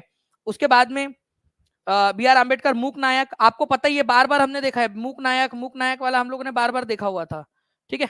मूक नायक वाला। उसके बाद में Abul Kalam Azad, the guilt man of India, ये आप लोग बोल रहे हैं यहाँ पर में, ठीक है। तो राम मनोहर लोहिया की है guilty man of India partition. Guilty man of India partition जो है फ्रेंड्स, ये बुक लिखी है राम मनोहर लोहिया ने। बाकी मैं आप लोगों को आंसर आपको मिल गया है। अब मैं आपको बताता हूँ, देखिए फादर ऑफ इंडियन अनरेस्ट किसने कहा था? वैलेंटाइन चिरोल ने कहा था उसकी पुस्तक द इंडियन अनरेस्ट के अंदर में, ठीक है। आप खुद देख सकते हो यहाँ पर में वैलेंटाइन चिरोल, देखिए चमकता हुआ वैलेंटाइन चिरोल, उसने पुस्तक लिखी थी इंडिया अनरेस्ट नाम की, जिसमें गंगाधर तिलक को उन्होंने फादर ऑफ इंडियन अनरेस्ट कहा था, ठीक है। आप देख सकते हो यहाँ पर में, ओके। तो भारतीय अशांति का जनक कहा था उन्होंने वैलेंटाइन चिरोल ने, ठीक है। वैलेंटाइन चिरोल ने बाल गंगाधर तिलक को अशांति का जनक कहा था उसकी पुस्तक, ठीक है, इंडिया अनरेस्ट के अंदर में। उसके बाद में देखिए doctor Bhimrao Ambedkar, Young India Mahatma Gandhi ji का है। मूक नायक किसका है? अब आप इस क्वेश्चन के अंदर में देखिए, डॉक्टर भीमराव अंबेडकर द्वारा प्रकाशित समाचार पत्र कौन सा था? डायरेक्ट क्वेश्चन आपका पढ़ाया हुआ टीचिंग परीक्षा का, नेशनल हेराल्ड जवाहरलाल नेहरू। मूक नायक आपको बताया था डॉक्टर बी आर अम्बेडकर का है मूक नायक। आप डायरेक्ट क्वेश्चन आपका आया, डायरेक्ट डायरेक्ट। तबियत ठीक नहीं लग रही है सर? तबियत ठीक है, वो रात भर जागने के कारण जो है आवाज थोड़ी सी ये हो गई है। सुभाष चंद्र बोस द्वारा कौन सी पुस्तक नहीं लिखी गई बताइए? सुभाष चंद्र बोस के द्वारा, आपको बताया है द इंडियन स्ट्रगल जो है वो किसकी पुस्तक है, ठीक है। द इंडियन स्ट्रगल किसकी पुस्तक है? सुभाष चंद्र बोस की पुस्तक है the Indian struggle. Unhappy India किसकी है? लाला लाजपत राय। देखिए लाला लाजपत राय की पुस्तक है अनहैप्पी इंडिया, ठीक है। दिख रहा है आपको अनहैप्पी इंडिया, लाला लाजपत राय लिखा हुआ है मैंने यहाँ पर में क्लास का वीडियो। उसके बाद में आप लोग देखिए यहाँ पर में, okay, unhappy India. The Indian struggle किसने लिखी थी, ठीक है, द इंडियन स्ट्रगल नाम की पुस्तक, ये देखिए आप लोग, सुभाष चंद्र बोस ने द इंडियन स्ट्रगल लिखी है। ये क्वेश्चन आप लोगों का डायरेक्टली इंडियन स्ट्रगल, ओके। और आपका सचिंद्र नाथ सान्याल जो थे, उन्होंने बंदी जीवन लिखा, क्योंकि काफी लंबे समय तक जो है उनको बंदी रखा गया था, उनको जेल में रखा गया था। The guilty man of India, ठीक है, इंडिया पार्टीशन, राम मनोहर लोहिया। अब मैं इसके ऊपर में क्वेश्चन आप लोगों से पूछूंगा अभी। इस क्वेश्चन को देखिए आप लोग, ठीक है। The guilty man of India partition किसने लिखी? अभी के अभी आंसर लिखेंगे आप सभी लोग, हर कोई बच्चा। मुझे ये वाला बुक किसने लिखी है ये अभी के अभी चाहिए आप लोगों से लिखकर, अभी के अभी। The guilty man of India partition अभी के अभी लिखेंगे हर एक बच्चा, हर एक बच्चा लिखेगा कमेंट के अंदर में। And thank you very much friends 5000 plus likes के लिए आप लोगों के, 5000 प्लस लाइक्स के लिए। It means a lots for whole team जो रात भर जाकर काम करती रही आप लोगों के लिए। एक एक बंदा जो पीछे से आप लोगों के लिए काम कर रहा है उनको समर्पित, ठीक है, उन सभी लोगों को समर्पित। चलिए लिख दिया है आप लोगों ने Ram Manohar Lohia the guilty man of India partition. हो सकता है अगले बार ये क्वेश्चन आ जाए आप लोगों से, ठीक है। वैलेंटाइन चिरोल ने इंडिया अनरेस्ट नाम की पुस्तक लिखी थी। और फादर ऑफ इंडियन अनरेस्ट किसको कहा जाता है? ये क्वेश्चन आप लोग लिखिए जल्दी से। फादर ऑफ इंडियन अनरेस्ट किसको कहा जाता है? ये क्वेश्चन आप लोगों के लिए जल्दी से कमेंट के अंदर में लिखेंगे। फादर ऑफ इंडियन अनरेस्ट किसको कहा जाता है, ठीक है। कैगा परमाणु ऊर्जा प्लांट कहां पर में स्थित है? कैगा पढ़ाया नहीं है आप लोगों को? कैगा नहीं बताया आप लोगों को कि कैगा कहां पर में है, काकड़ापाड़ा कहां पर में, नरोरा कहां पर में आपको, ठीक है, कुंडाकुलम कहां पर में, सारी की सारी चीजें बताइए आप लोगों को, ठीक है। बताइए जल्दी से कैगा कहां पर में आप लोगों का, ठीक है। तो यहां पर में आप लोग देख सकते हो, ये देखिए आप लोग स्लाइड, ठीक है। काकड़ा पार ऊर्जा परमाणु संयंत्र गुजरात में, नरोरा उत्तर प्रदेश के अंदर में, कैगा आप यहां पर में खुद देखिए, कैगा आप लोगों के लिए, कैगा पढ़ाते हुए दानी सर, कैगा परमाणु ऊर्जा संयंत्र कहां पर में आप लोगों का? कैगा परमाणु ऊर्जा संयंत्र आप लोगों का कहां पर में है? कर्नाटक के अंदर में। ये देख सकते हो आप लोग इस वीडियो को, कैगा परमाणु ऊर्जा संयंत्र कर्नाटक में, कैगा और न्यूक्लियर पावर प्लांट कर्नाटक के अंदर में। कलपक्कम आपसे पूछेगा नेक्स्ट लेक्चर, आप नेक्स्ट क्वेश्चन आपसे, कलपक्कम तमिलनाडु में, काखड़ा पार जो है गुजरात के अंदर में, कैगा आप लोगों का कर्नाटक के अंदर में। राजस्थान परमाणु ऊर्जा स्टेशन राजस्थान में, तारापुर वेरी इंपॉर्टेंट, इसको नेक्स्ट इसके लिए एग्जाम के लिए याद करिए। तारापुर कहां पर में? तारापुर कहां पर में है? महाराष्ट्र के अंदर में है, ठीक है। कुंडाकुलम कहां पर में? तमिलनाडु के अंदर में। प्लीज इनको याद कर लीजिए, एटलीस्ट इन लिस्ट को याद कर लीजिए, आप सभी को बोल रहा हूं। काकड़ा पार याद कर लीजिए, इंपॉर्टेंट है आपका। कलपक्कम याद कर लीजिए, इंपॉर्टेंट है। ये पूरी की पूरी लिस्ट इंपॉर्टेंट है आपकी। कैगा वाला तो बहुत ज्यादा इंपॉर्टेंट अभी आ भी गया आप लोगों का कर्नाटक के अंदर में, ठीक है, डायरेक्टली हमारे लेक्चर में से। और ये आपका कल हुआ है क्वेश्चन, हेड टीचर का क्वेश्चन, हेड टीचर का। तो आंसर क्या होगा आप लोगों का? ऑप्शन नंबर ए, ठीक है। चलिए नेक्स्ट क्वेश्चन की तरफ मैं आगे बढ़ने से पहले पूरी लिस्ट आप लोगों को फिर से दिखा देता हूं, आप देख सकते हो यहां पर में। अच्छा, चैंपियन जो है फ्रेंड्स हम लोग बन चुके हैं, कांग्रेचुलेशंस। कल रात में हम लोग जो है फ्रेंड T20 वर्ल्ड कप जीत चुके हैं, ठीक है। और इसी खुशी में आप लोगों के लिए पूरा फ्लैट आज 60% ऑफ जो है फ्रेंड्स इसको रखा गया है आप लोगों का। वर्ल्ड कप WC2024 इस कोड का इस्तेमाल करके आप लोग कर सकते हो सभी के सभी बच्चे, ताकि आज रात में 8 बजे जो टेस्ट होने वाली है इसके ऊपर में ये जो पूरा पढ़ा रहा हूँ उसकी पूरी टेस्ट आपको मिल जाएंगी ऐप के ऊपर में, वो भी आप लोग कर सके यहाँ पर में। ओके, चलिए नाउ फ्रेंड्स, आपको बताना है निम्नलिखित में से कौन सा प्रदेश कपास की खेती के लिए अत्यंत उपयुक्त है। ये मैंने पेड क्लास के अंदर में आपको बताया था, वो ट्रैप के बारे में, वो वहां डायरेक्टली आप लोगों को एक गोला भी करके बताया था मैंने, ठीक है। बीपीएससी वाले भी दानिश सर की क्लास क्वेश्चन बना रहे हैं। श्रेया कुमारी जी बिल्कुल सही बात, आप प्रूफ के साथ देखिए ना। जो लोग क्रिटिसाइज करते हैं मैं उनको बता रहा हूं, ठीक है। अगर है हिम्मत तो फिर करके दिखाइए, ठीक है। अगर है हिम्मत तो प्रूफ दिखाइए, पूरा का पूरा एक एक क्वेश्चन का प्रूफ दिखा रहा हूं। ऐसा भी नहीं कि थोड़ा बहुत, डायरेक्टली प्रूफ दिखा रहा हूं। और कोई स्क्रीनशॉट नहीं, GIF दिखा रहा हूं आप लोगों को मैक्सिमम जगह पे जहां जहां पर मेरे को मिल पाई है।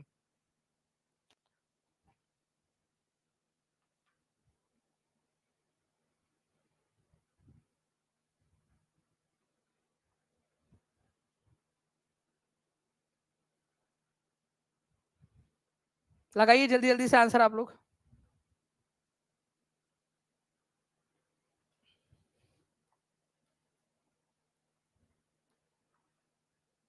ओके, तो देखिए फ्रेंड्स, दक्कन ट्रैप जो है आप लोगों का, ये याद रखना है आप लोगों ने, सबसे ज्यादा जो है कॉटन के उसके लिए आप लोगों का प्रसिद्ध है, कॉटन के इसके लिए। देखो दक्कन ट्रैप होता कहाँ है आप लोगों का, ये है दक्कन का इलाका आप लोगों का, दक्कन का इलाका। और यहाँ पर में जो है वो है आपका दक्कन ट्रैप, दक्कन ट्रैप इसको बोलते हैं। और सबसे ज्यादा जो है आप लोगों का कपास की खेती के लिए यही सबसे उपयुक्त वाली आप लोगों की क्या है, ठीक है। सबसे उपरयुक्त जिसको आप लोग कह सकते हो वो आप लोगों की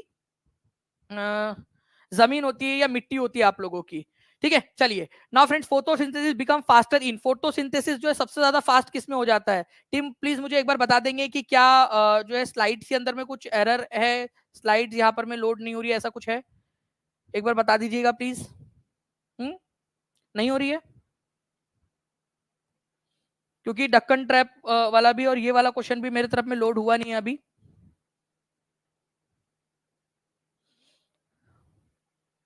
जी, अभी तक भी लोड हुआ नहीं है मेरे पास में।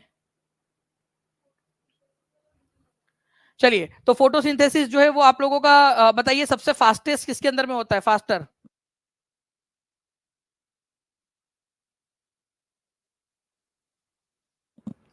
चलिए, तो फोटोसिंथेसिस जो है फ्रेंड सबसे फास्टेस्ट किस में होता है, मैंने आपको बताया था कि रेड से फिर ब्लू के अंदर में, तो रेड में सबसे ज्यादा फास्टेस्ट होता है आपका फोटोसिंथेसिस। ये आप लोगों को जो है फ्रेंड्स, आप लोगों के फोटोसिंथेसिस और ये जो सारे क्वेश्चन है आप लोगों को कुलदीप सर भी कराएंगे। आई थिंक पीपीटी के अंदर में कुछ एरर आया हुआ है आप लोगों का, इसके बाद वाली जो है यहाँ पर मैं आप देख सकते हो ये क्वेश्चन आया है आप लोगों का, क्लोरोफिल सूर्य के प्रकाश के तरंग दैर्ध्य को वो करती है।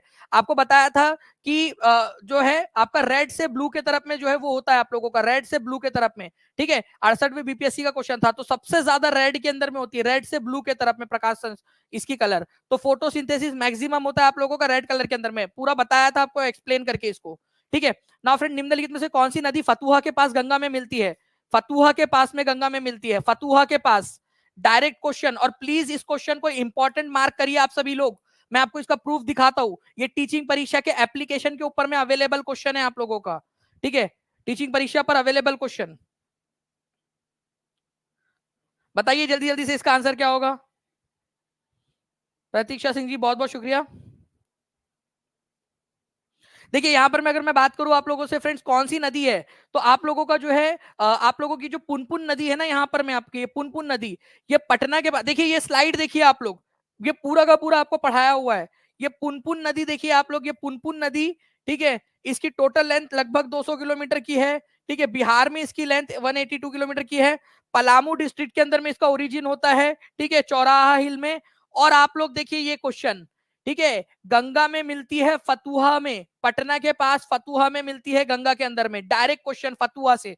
और आप लोग देखिए यहाँ पर मैं ये क्वेश्चन आप लोगों का, फतुहा में कौन सी नदी मिलती है, पनपन नदी या पुनपुन नदी जिसको बोलते हैं आप लोग, वो मिलती है आपकी, ठीक है। पनपन बोलो, पुनपुन बोलो, ठीक है, डी इज द आंसर। और डायरेक्टली यहां से आप लोगों का क्वेश्चन ये बना है, ठीक है, ये आप लोगों का, ठीक है, गंगा नदी में मिलती है, फुतुआ के पास में। अच्छा, इसके अलावा जो है आप लोगों का फ्रेंड सोन नदी के बारे में भी पूछा जा सकता है आप लोगों से आगे में जाकर। देखिए ये सोन नदी है, सोन नदी जो है आप लोगों की कहां से निकलती है, माइकल रेंज से निकलती है सोन नदी। पिछले वाले टीआरई में आया था सोन नदी के बारे में आप लोगों से, ठीक है। और यहाँ पर में गंगा के अंदर में कहा मिलती है, पटना के अंदर में मिलती है, ये भी याद रखना है आप सभी लोगों ने। ओके, तो ये भी क्वेश्चन हम लोगों ने यहाँ पर में कर लिया इस पर्टिकुलर क्वेश्चन को, तो प्लीज इसको याद रखेंगे आप सभी लोग। ओके, नेक्स्ट क्वेश्चन की तरफ में आगे बढ़ते हैं हम लोग। उससे पहले आपको बता दूं कि 63वीं बीपीएससी में 2018 में क्वेश्चन आया था, फ्री ऑफ कॉस्ट ये क्वेश्चन पेपर अवेलेबल है, फ्री ऑफ कॉस्ट आपके टीचिंग परीक्षा ऐप के ऊपर में क्वेश्चन अवेलेबल है आपका। 63वीं बीपीएससी का सारे बीपीएससी के पेपर्स के प्रीलिम्स के क्वेश्चन पेपर्स आपके लिए डाल दिए थे। आंसर करो इसका जल्दी से आप लोग, ठीक है, जल्दी से, ठीक है। ये क्वेश्चन 63वीं बीपीएससी का डायरेक्ट क्वेश्चन, देखिए सेम ऑप्शंस के साथ में डाला है उन्होंने क्वेश्चन को, सेम ऑप्शन सब कुछ सेम, और ये क्वेश्चन आप लोगों के लिए डाल दिया है उन्होंने आप लोगों के लिए, ठीक है। देख सकते हो आप लोग डायरेक्टली क्वेश्चन आप लोगों के लिए वही से 63वीं बीपीएससी का क्वेश्चन है, टीचिंग परीक्षा के ऊपर में अवेलेबल है ये। ओके, चलिए, तो B is the correct answer होगा यहाँ पर में पुनपुन नदी। अब आप लोगों ने आंसर लगाया 89% लोगों ने, भाई अब तो कम से कम 100 लगा देते यार। तो ये जो है फ्रेंड्स आप लोगों का आज का जो है मेरे वाले लेक्चर थे। मैं आपको बता दूं अभी आपने पूरा लेक्चर देखना है, 5500 से ज्यादा लाइक्स आप लोगों ने कर दिए फ्रेंड्स, बहुत बहुत शुक्रिया आप सभी लोगों का, ठीक है, 5500 प्लस लाइक्स के लिए। और आपको बता दूं कि अभी कुलदीप सर आने वाले हैं, पूरा लेक्चर आप देखिए, ठीक है।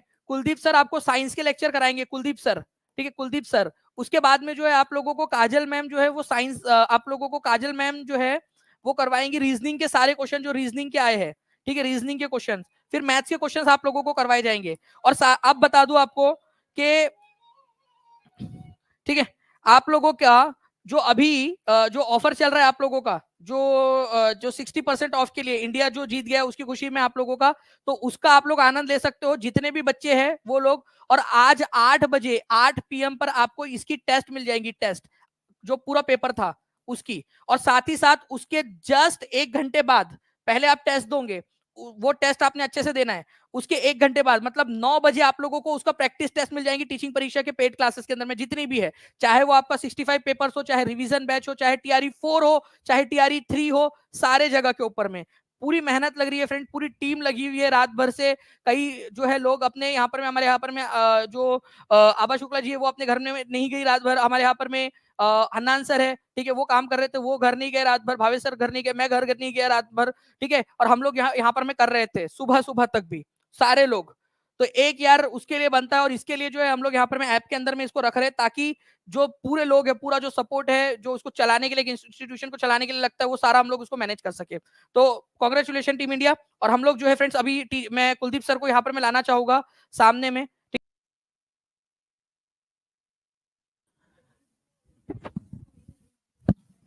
चलो दोस्तों, आप सभी का स्वागत है भाई साहब साइंस की साइंस इस शाला में, जहां पर भाई साहब आपको क्या बताओ गजब हो गया। और क्या गजब हुआ, जो हमने टीचिंग परीक्षा ने पढ़ा है जैसे कि वैसा पूरा का पूरा पेपर 90% से भी ज्यादा प्रश्न जैसे कि वैसे भाई साहब आपके बीपीएससी की हेड टीचर में वैसे के वैसे क्वेश्चन आए। और आपने तो एनालिसिस देख ही लिया, दानिश सर ने जो आपको बताया उसी तरह से अब विज्ञान को भी एक तरह से निचोड़ लेंगे कि किस तरह से उनके भी क्वेश्चन भाई साहब जैसे कि वैसे आपके साइंस में पूछे गए हैं। देखिए ये पहला क्वेश्चन था जहां पे ये पूछा गया था कि एंट स्पेशलिस्ट जो डॉक्टर साहब होते हैं वो कौन सा दर्पण का उपयोग करते हैं। अब देखिए आपको प्रूफ बताता हूं, इसके बारे में मैंने आपको क्या बताया था, आपको बताया था मैंने ये क्वेश्चन लिया था जहां पे हमने भाई साहब हमने किसके बारे में देखा था, हमने देखा था जो दांत के डॉक्टर साहब होते उनके बारे में पढ़ा था। और वहां पे आपको ये क्वेश्चन मैंने एक बार नहीं बल्कि 2 बार आपको पढ़ाया था कि वहां पे आंसर क्या रहेगा आपका। जब कभी भी आपको इमेज को बड़ा करके देखना होता है उस टाइम पे आप क्या इस्तेमाल करते हो, उस टाइम पे आप करते हो अवतल दर्पण का इस्तेमाल, माने कि कॉनकेव लेंस का इस्तेमाल करते हो। और ये क्वेश्चन भाई साहब एक बार नहीं हमने 2 बार क्वेश्चन को रिपीट किया है, बार बार पढ़ाया आपको, और वही क्वेश्चन को रिलेटेड क्वेश्चन आया है। अब जिसको ये समझ गया था कि एंट माने कि क्या होता है, जो भाई साहब आपके कान, नाक और गले के डॉक्टर होते हैं भाई साहब, वो होते हैं आपके एंट स्पेशलिस्ट। और यहाँ पे वही पूछा गया था कि एंट स्पेशलिस्ट कौन सा आपका मिरर मान की दर्पण इस्तेमाल करते हैं, और इसका आंसर क्या था आपका, वो था आपका कॉनकेव मिरर, माने कि ऑप्शन नंबर डी जो है भाई साहब आपका सही था। अब जिन जिन लोगों ने सही किया है और जिन जिन लोगों को पता है कि जिन्होंने मेरी साइंस की क्लास की है, मैंने ये क्वेश्चन को बार बार किए है, क्लियर है जी। तो चलिए आगे बढ़ते नेक्स्ट क्वेश्चन देखते हैं। देखिए next question as it is, यहाँ पे भी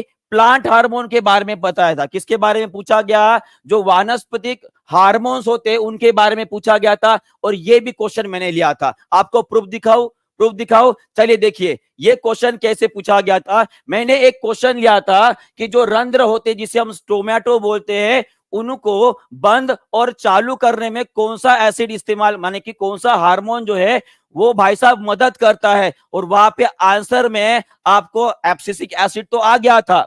रंध्र मान की स्टोमेटा आप सभी को पता है बंद और चालू करने में वो मदद करता है, पर यहाँ पे आपको एक और बात बताई थी कि प्लांट में भाई साहब ये आपके 5 प्रकार के हार्मोन्स होते हैं, प्लांट हार्मोन जिसे बोलते हैं।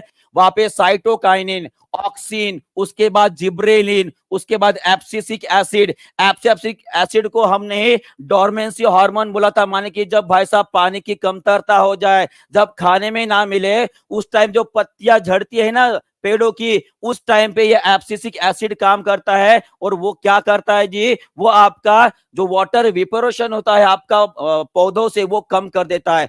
उसी तरह से साइटोकाइनिन, साइटोकाइनिन आपका भाई साहब सेल डिवीजन में, ग्रोथ में मदद करता है, ये भी हमने डिस्क्रिप्शन में देखा था। साथ में ये भी देखिए एब्सिसिक एसिड को बोला था हमने एंटी ग्रोथ हार्मोन। उसी तरह से ये स्टिमुलेट करता है आपके स्टोमेटा, माने कि रंध्र को ओपन करता है, और उसमें से जो भाप बनी है फोटोसिंथेसिस से वो बाहर निकालता है। उसी तरह से एब्सिसिक एसिड का हो गया है। उसके बाद साइटोकाइनिन के बारे में पढ़ा था, वो हमने पढ़ा था कि ये भाई साहब प्लांट की जो ग्रोथ होती है ना, ग्रोथ, सेकेंडरी ग्रोथ और प्राइमरी ग्रोथ, उसके लिए रिस्पॉन्सिबल कौन होता है, आपका साइटोकाइनिन होता है।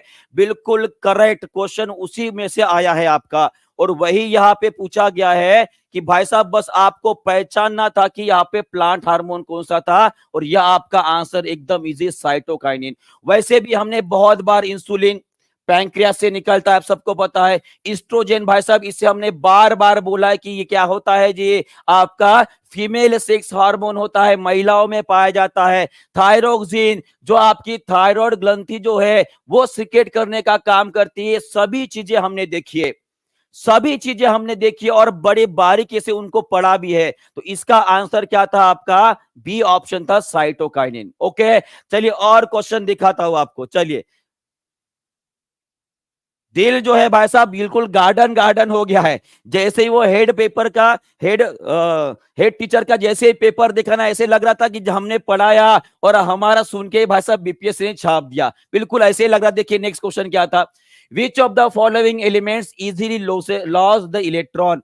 कहने का अर्थ क्या था, ये क्वेश्चन आपको मैंने कहा पढ़ाया था। देखिए ये क्वेश्चन मैंने आपको कहा पढ़ाया था, हमने एक क्वेश्चन लिया था ये वाला, निम्न में से कौन सा रासायनिक रूप से सर्वाधिक सक्रिय होता है, ये क्वेश्चन हमने पढ़ा था। और यहाँ पे आंसर आपका था फ्लोरीन। क्या नाम था, फ्लोरीन के बारे में हमने पढ़ा था। पर यहाँ पे भाई साहब आपको डिस्क्राइब किया था मैंने इसके बारे में, रिएक्टिविटी सीरीज हमने पढ़ी थी यहाँ पे, जहां पे मेटल्स में कौन से एलिमेंट ज्यादा रिएक्टिव होते हैं वो दिखते हैं। और देखिए यहाँ पे साफ साफ मैंने लिख के रखा था कि ये जो पोटेशियम जो रिएक्टिव सीरीज में, रिएक्टिविटी सीरीज किसकी, धातुओं की, वहां पे सबसे ऊपर आता है। और रिएक्टिविटी सीरीज में अगर आप ऊपर से नीचे जा रहे हो तो उसकी प्रतिक्रियाशील कम होती जाएगी, और नीचे से अगर ऊपर जाओगे तो वो अधिक क्रियाशील हो जाता है। और सबसे ऊपर कौन था, पोटेशियम था। और इसीलिए आपको यहाँ पे लिख के भी रखा था, सबसे अधिक क्रियाशील प्रतिक्रियाशील कौन था जी, आपका पोटेशियम था। बिल्कुल वही क्वेश्चन भाई साहब, वही क्वेश्चन, बिल्कुल वही क्वेश्चन यहाँ पे पूछा गया था। आपका आंसर क्या रहेगा, पोटेशियम रहेगा। क्या रहेगा, पोटेशियम रहेगा। बहुत बढ़िया। अब आई ना बात समझ में, मैं क्यों बोलता था बार बार कि भाई साहब वाईटी के ऊपर पूरा नॉलेज आपको फ्री ऑफ कॉस्ट मिल रहा है। ये सुविधा हमारे जमाने में तो नहीं थी, पर आपको फ्री ऑफ कॉस्ट मिला, तो इसकी वैल्यू समझिए। अभी जिन लोगों ने हमारे वाईटी के क्लास किए होंगे, मैं बता रहा हूं पूरा का पूरा लगभग 90% पेपर 90% पेपर उतरा है भाई साहब। नेक्स्ट क्वेश्चन देखिए, नेक्स्ट क्वेश्चन में दिखा था बस ये एक क्वेश्चन जो है हमने लिया था, ईमानदारी से बोल रहा हूं, ईमानदारी से बोल रहा हूं, बस ये एक क्वेश्चन था जो हमने नहीं लिया था। पर यहाँ पे भी ये कोई अलग क्वेश्चन नहीं था, यहाँ पे हमने फर्टिलाइजर, नेचुरल फर्टिलाइजर के बारे में पढ़ा था, तो यहाँ पे नॉन बायोडिग्रेडेबल के बारे में पूछा गया है। ठीक है, यहाँ पे आपका केमिकल वाला कौन होता है वही बताना है। और यहाँ पे अगर आपको बता दूं तो आपके एनसीईआरटी में डायरेक्टली लिखा गया है कि ये डीडीटी जो होता है भाई साहब, इसका नाम क्या है, देखिए नाम देखिए, कोई किसी को अगर पढ़ना आ रहा होगा भाई साहब और किसकी जीभा जो है ऊपर नीचे नहीं हो रही तो पढ़ लीजिएगा। इसका है डाइक्लोरो डाइफिनाइल ट्राइक्लोरोइथेन, डाइक्लोरो डाइफिनाइल ट्राइक्लोरोइथेन, ये नाम होता है आपका डीडीटी का। और ये किसके लिए इस्तेमाल किया जाता है, ये इस्तेमाल किया जाता है आपका पेस्टिसाइड करके। किसके लिए, पेस्टिसाइड माने कि जो आपके कीटकनाशक होते हैं उनके तरह इसे इस्तेमाल किया जाता है। माने कि ये कैसे रहता है, बायोडिग्रेडेबल नहीं होता है, ये भाई साहब आपके खाने में भी उतर जाता है, इतना घातक होता है। और इसीलिए इंडिया में उसमें बैन लगा दिया गया है, डायरेक्टली इसमें लिखा है बैन इन इंडिया, डीडीटी का बैन है भाई साहब हमारे इंडिया में, डायरेक्टली आपके एनसीईआरटी में लिखा है। तो इसका आंसर क्या रहेगा आपका, डीडीटी रहेगा। क्या रहेगा, डीडीटी रहेगा। क्लियर है, चलिए नेक्स्ट क्वेश्चन देखते हैं भाई साहब। नेक्स्ट क्वेश्चन क्या है भाई साहब, ये क्वेश्चन अब क्या बताओ कितने बार लिया है हमने, कितने बार ओम्स लॉ के बारे में पढ़ा है। अब इसी में ही आपको मैंने कूलम्स लॉ और किरचॉफ्स लॉ ये दोनों भी एक्सप्लेन किया था। अगर आपको याद है, V is equal to I R, V is equal to I R कितनी बार पढ़ा है, पढ़ा है कि नहीं पढ़ा है, मुझे पता है। जो बच्चे लगभग 2000 से ऊपर बच्चे मेरा क्लास देख रहे थे उन सभी को पता है भाई साहब कि ये जो है सर ने बहुत बार पढ़ाया है ओम्स लॉ में। आपको बार बार बोल रहा हूं कि ओहम ये वाला क्वेश्चन लिए थे, ये वाला क्वेश्चन लिए थे, और उसी में हमने कूलम्स लॉ को एक्सप्लेन किया था। कूलम्स लॉ होता क्या है, ये एक प्रकार का फोर्स के बारे में बताता है जो भाई साहब आपके 2 पॉइंट चार्जेस के बारे में होता है।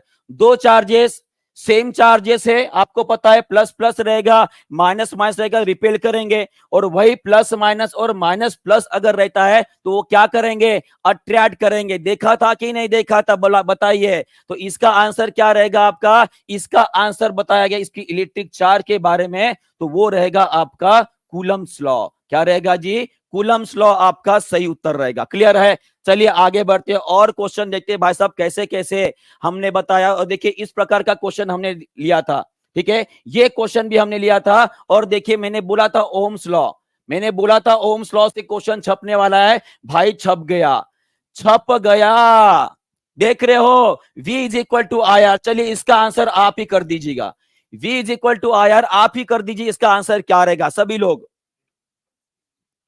जिन लोगों ने मेरे वाईटी के क्लास किए, मैं बता रहा हूं भाई साहब फ्री में नॉलेज मिला और उन्होंने गजब किया है, उन्होंने गजब ढा गया है। अगर उन्होंने ईमानदारी से पेपर सॉल्व किया होगा हमारे क्लासेस करके तो इस बार तो वो हेड टीचर बन गए हो। ठीक है, तो इसका आंसर क्या रहेगा बताइए, आर के बारे में पूछा गया है, तो R is equal to V divide, आवाज आ रही है, ओके। चलिए यह क्वेश्चन हो गया है जी, सबको दे रहा है, सभी प्रेजेंट है ना। देखिए ये भी एक प्रूफ हो गया कि आपका भाई साहब, मैं बता रहा हूं, जो भी बच्चा TRA 3.0 और 4.0 की तैयारी कर रहा है, मैं बता रहा हूं आपका ओहम्स लॉ सेंटेंस को आपको सुनाऊंगा कि मैंने क्या बोला था। कौन सा क्वेश्चन बोला मैंने, ओहम्स लॉ और कूलम्स लॉ में से एक क्वेश्चन छपने वाला है।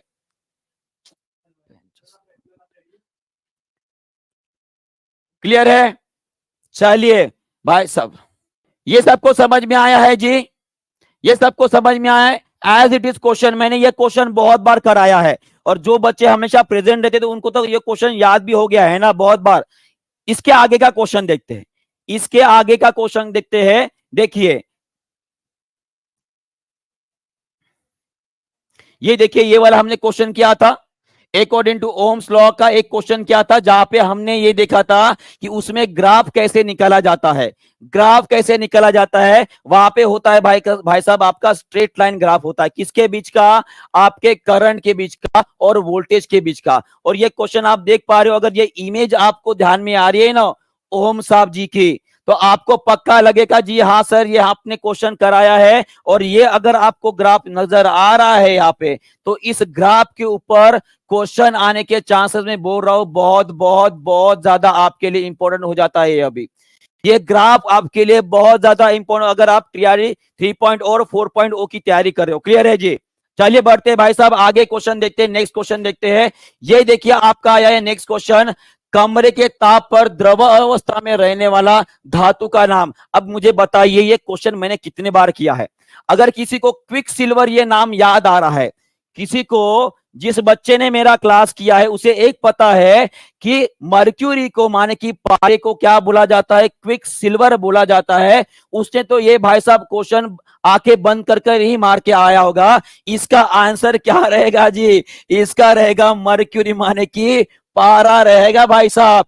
ओके, बहुत बढ़िया। और इस प्रकार का क्वेश्चन हमने लिया था, देखिए आपको दिखाता हूं उस क्वेश्चन का। हाँ देखिए ये क्वेश्चन लिया था मैंने, अगर आपको याद है ये क्वेश्चन लिया था, वहां पे हमने डिस्क्राइब किया था कि सभी के सभी, यहाँ पे देखा क्या लिखा है, ऑल मेटल्स आर हार्ड। और उसको एक्सप्लेन करते समय आपको बताया था कि मर्क्यूरी जो होता है, मर्क्यूरी क्या है, एक प्रकार का धातु है, वो आपके रूम टेम्परेचर पे किस में रहेगा भाई साहब? लिक्विड में रहता है, लिक्विड स्टेट में रहता है। ये आपको बहुत अच्छे से पता है। क्लियर है? और देखिए ये ग्राफ पूरा का पूरा पीरियोडिक टेबल आपको एक्सप्लेन किया था। और देखिए यहाँ पे सीधा सीधा आपको लिख के बताया था कि जो मर्क्यूरी है वो एकमात्र ऐसा धातु है, वो कैसे रहता है? लिक्विड स्टेट में रहता है। क्लियर है? बहुत बढ़िया। चलिए आगे बढ़ते हैं, देखते हैं नेक्स्ट क्वेश्चन। देखिए ये क्वेश्चन अब बताइए, ये क्वेश्चन कोई सोचने वाला है? ये क्वेश्चन कुछ सोचने वाला है। अब यहां पे देखिए एसिड और बेस को रिएक्ट करोगे तो आपका क्या बनता है? एसिड और बेस को अगर आप रिएक्ट करते हो तो आपका क्या बनता है भाई साहब? सॉल्ट बनता है और H2O। और इसे ही हम क्या बोलते हैं? उदासीनीकरण। क्या बोलते हैं? उदासीनीकरण बोलते हैं, माने कि क्या बोलते हैं? न्यूट्रलाइजेशन बोलते हैं। क्या बोलते हैं? Neutralization reaction. और ये भी क्वेश्चन मैंने कराया है, ये भी क्वेश्चन मैंने कराया है। चलिए देखते हैं क्वेश्चन को।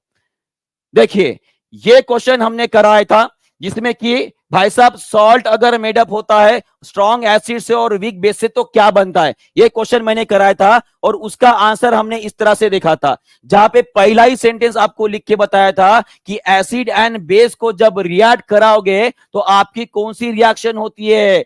न्यूट्रलाइजेशन की रिएक्शन होती है भाई साहब। याद आया कि नहीं याद आया? याद आ गया? तो यही होती है रिएक्शन और यही होता है नॉलेज। जब कभी भी किसी चीज के आप पे पीछे पड़ जाओगे ना तो भाई साहब वो आपको मिलनी ही है, वो आपको मिलनी ही है। क्लियर है? चलिए भाई साहब आगे बढ़ते हैं। ये पूरा यहाँ पे हमने स्ट्रॉन्ग एसिड कौन से होते हैं, वीक एसिड कौन से, ये सभी कुछ डिस्कस किया था, ये सभी कुछ हमने डिस्कस किया था। चलिए नेक्स्ट क्वेश्चन, ये आंसर देखिए, ये क्वेश्चन देखिए। और ये क्वेश्चन को हमने भाई साहब न्यूरॉन के बारे में पढ़ाया था। और अगर आपको याद होगा तो यहां पे आंसर आपका आएगा सिनेप्स। क्या आएगा? सिनेप्स इसका उत्तर आएगा। यहां पे पूछा गया है कि दो न्यूरॉन्स के बीच में ये आपका न्यूरॉन्स हो गया इस तरह से, ठीक है, ये डेंड्राइट्स हो गए, ये एक्सोन हो गया यहाँ पे, और यहाँ पे भाई साहब दो न्यूरॉन जहां पे जुड़ते हैं उनको, उस गैप को क्या बोला जाता है? सिनेप्स बोला जाता है। ये एक्चुअली मैंने क्वेश्चन पढ़ाया है पर मैंने सर्च करने के बाद भी ये क्वेश्चन मुझे मिला नहीं, शायद पीडीएफ फॉर्म में होगा, ठीक है, पर अगली बार इसका प्रूफ भी आपको दिखा दूंगा भाई जी। क्लियर है जी? चलिए भाई साहब आगे बढ़ते हैं। हाँ ये क्वेश्चन देखिए, ये हमने कितनी बार पढ़ा होगा बताइए? Ozone layer, ozone hole, global warming gases, ये सभी के सभी भाई साहब पूरे के पूरे कंसेप्ट हमने कम से कम 5 नहीं कम से कम 10 बार पढ़ा है। कितने बार? 10 बार पढ़ा है। और आपको यही बताया था मैंने कि अल्ट्रावायलेट रेडिएशन से भाई साहब, ये अल्ट्रावायलेट रेडिएशन कहां पे गिरेंगे? आपके स्किन के ऊपर। तो किसका डिसीज होने वाला है आपको बताइए? होगा ये आपका, कहा गया जी, स्किन कैंसर, त्वचा का कैंसर होता है। और सीधा सीधा आपको मैंने एनसीईआरटी से निकाला हुआ जो एक छाप था वो दिखा दिया था। अगर आपको यकीन ना आए तो देखिए ये वाला क्वेश्चन हमने लिया था, अगर आपको याद है कि अल्ट्रावायलेट रेडिएशन भाई साहब कौन सी लेयर में पाए जाते हैं?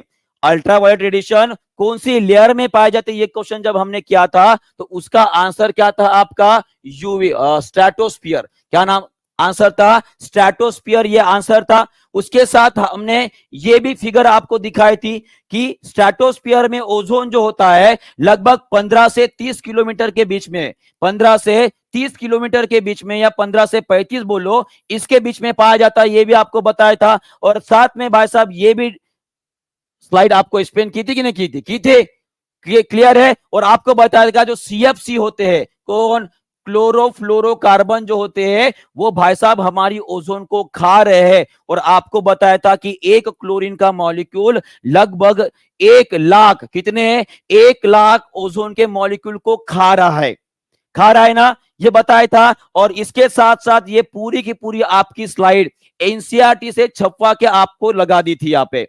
अगर आपको याद होगा तो देखिए यहाँ पे डायरेक्टली लिखा है कि जो O3 होता है जिसे हम ओजोन बोलते हैं, और इसका रेडिएशन देखिए, उसका वेवलेंथ कितना होता है, और ये क्या करता है, स्किन कैंसर कराता है भाई साहब, क्या कराता है, स्किन कैंसर। और स्किन कैंसर का आपको नाम भी बताया था, इसे बोला जाता है मेलानोमा। क्या बोला जाता है, मेलानोमा बोला जाता है, ये भी आपको बताया था। अभी याद आ रहा है सभी को, याद आ रहा है, क्लियर हो गया कि नहीं, हो गया, हो गया। चलिए भाई साहब आगे बढ़ते हैं, आगे बढ़ते, ये क्वेश्चन आप सभी के लिए, if body becomes positive charge it is become. अब देखिए ये दूसरे फॉर्म में हमने पढ़ा था, अगर आपको याद है तो हमने एक टॉपिक पढ़ा था जहां पे आपको बताया था कि कोई अगर न्यूक्लियस है, उसके सराउंडिंग आपके क्या इलेक्ट्रॉन घूम रहे हैं, और इलेक्ट्रॉन जब ये डोनेट करता है तो इस एटम के ऊपर कौन सा चार्ज आता है, पॉजिटिव चार्ज आ जाता है। और यही क्वेश्चन यहाँ पे पूछा है, वो पूछ रहा है कि किसी बॉडी से अगर मान लीजिए उसके ऊपर पॉजिटिव चार्ज आ गए हैं, पॉजिटिव चार्ज आ गए हैं, तो उसमें किसके कारण आए होंगे भाई साहब, उसने इलेक्ट्रॉन दिए होंगे, इलेक्ट्रॉन क्या दिए, उसने दिए होंगे, तभी तो उसके ऊपर पॉजिटिव चार्ज आता है, तभी तो उसके ऊपर पॉजिटिव चार्ज आता है भाई साहब। देखा है ना, इलेक्ट्रोस्टैटिक किसमें देखा था हमने, इलेक्ट्रोस्टैटिक में देखा था। अगर आपको याद है मैंने एग्जांपल दिया था कि कंघी करो भाई साहब तो आपके कागज चिपकने लगेंगे, बलून को ऐसे घिसो तो आपको वहां पे भी कागज चिपकते हुए नजर आएंगे, क्यों, क्योंकि वहां पे चार्जेस डेवलप होते हैं, क्या होते हैं, चार्जेस डेवलप होते हैं। क्लियर है जी, चलिए भाई साहब आगे बढ़ते हैं, देखते हैं एक और क्वेश्चन, एक और क्वेश्चन ये रहा नेक्स्ट क्वेश्चन। रेनबो, ये तो मैंने आपके पेड क्लास में पढ़ाया था, मैं सच्ची बता रहा हूं, ये आपके पेड क्लास में मैंने इसको, इस टॉपिक को पढ़ाया था, पेड क्लास में इसके इस टॉपिक के ऊपर आपका पूरा का पूरा एक्सप्लेनेशन भी हुआ था, साथ में कुछ क्वेश्चन भी इसके ऊपर सॉल्व किए थे। रेनबो कहां पे बनता है, रेनबो कहां पे बनता है, और उस टाइम पे आपकी सन की पोजीशन क्या रहेगी, ऐसा क्वेश्चन है, ठीक है। अब देखिए यहां पे हमने क्या पढ़ा था, यहां पे ये क्वेश्चन मैंने लिया था पेड़ में, ये वाला क्वेश्चन लिया था, दोपहर 12 बजे किस दिशा में इंद्रधनुष दिखाई देगा। अब यहां पे मैंने ये बताया था कि रेनबो जो होता है भाई साहब, माने कि आपका रेनबो जो रहेगा, रेनबो जो रहेगा वो हमेशा आपके सूरज के, आपके सूरज चाचू के अपोजिट डायरेक्शन में बनता है। अब मुझे बताइए 12 बजे अगर वो पूछ रहे हैं कि इंद्रधनुष कहां पे बनेगा, तो इसका इसका आंसर क्या दोगे, इसका आंसर था आपका ये कहीं नहीं दिखाई देगा, क्योंकि 12 बजे अगर आपका सूरज ऊपर है तो धरती के ऊपर थोड़ा इंद्रधनुष आने वाला है, समझ पा रहे हो बात को, ठीक है। तो सिंपल सा कंसेप्ट था यहाँ पे, और आपका आंसर यहाँ पे क्या रहेगा जी, in the opposite direction of the sun, सूर्य के विपरीत दिशा में बनता है आपका रेनबो। बहुत बढ़िया, चलिए नेक्स्ट क्वेश्चन देखते हैं। देखिए ये पूरा का पूरा टॉपिक मैंने एक्सप्लेन किया था आपके पेड क्लास में, इसलिए मैं बोल रहा था कि पेड क्लास भी ले लो भाई साहब, बड़ा फायदा हो जाएगा। अगर कोई बंदे ने अभी भी 4.0 की तैयारी कर रहा है और उसने क्लास नहीं लिया है तो इससे सुनहरा मौका नहीं मिलने वाला। आपको लास्ट बार भी पिछले बार भी बताया था कि भाई साहब अगस्त महीने में 3 लाख वैकेंसीज निकलने वाली है बीपीएससी की, और सबसे ज्यादा वैकेंसी रहने वाली है आपकी कहां पे, शिक्षा विभाग में। तो सोच लो टीआरई 4.0 के बारे में, अभी भी नहीं सुधरोगे तो गए काम से, ठीक है। चलिए नेक्स्ट क्वेश्चन लेते हैं भाई साहब, ये पूरा का पूरा मैंने एक पेड क्लास में ही पढ़ाया था, ठीक है। नेक्स्ट क्वेश्चन, अब ये बताइए, ये क्वेश्चन हमने कितने बार किया है वाईटी के ऊपर, ब्रेकडाउन। हमारा अन्न जो होता है भाई साहब पेट में जाएगा, और पेट में जाने के बाद उसे डाइजेस्ट कौन करता है भाई साहब? एंजाइम्स।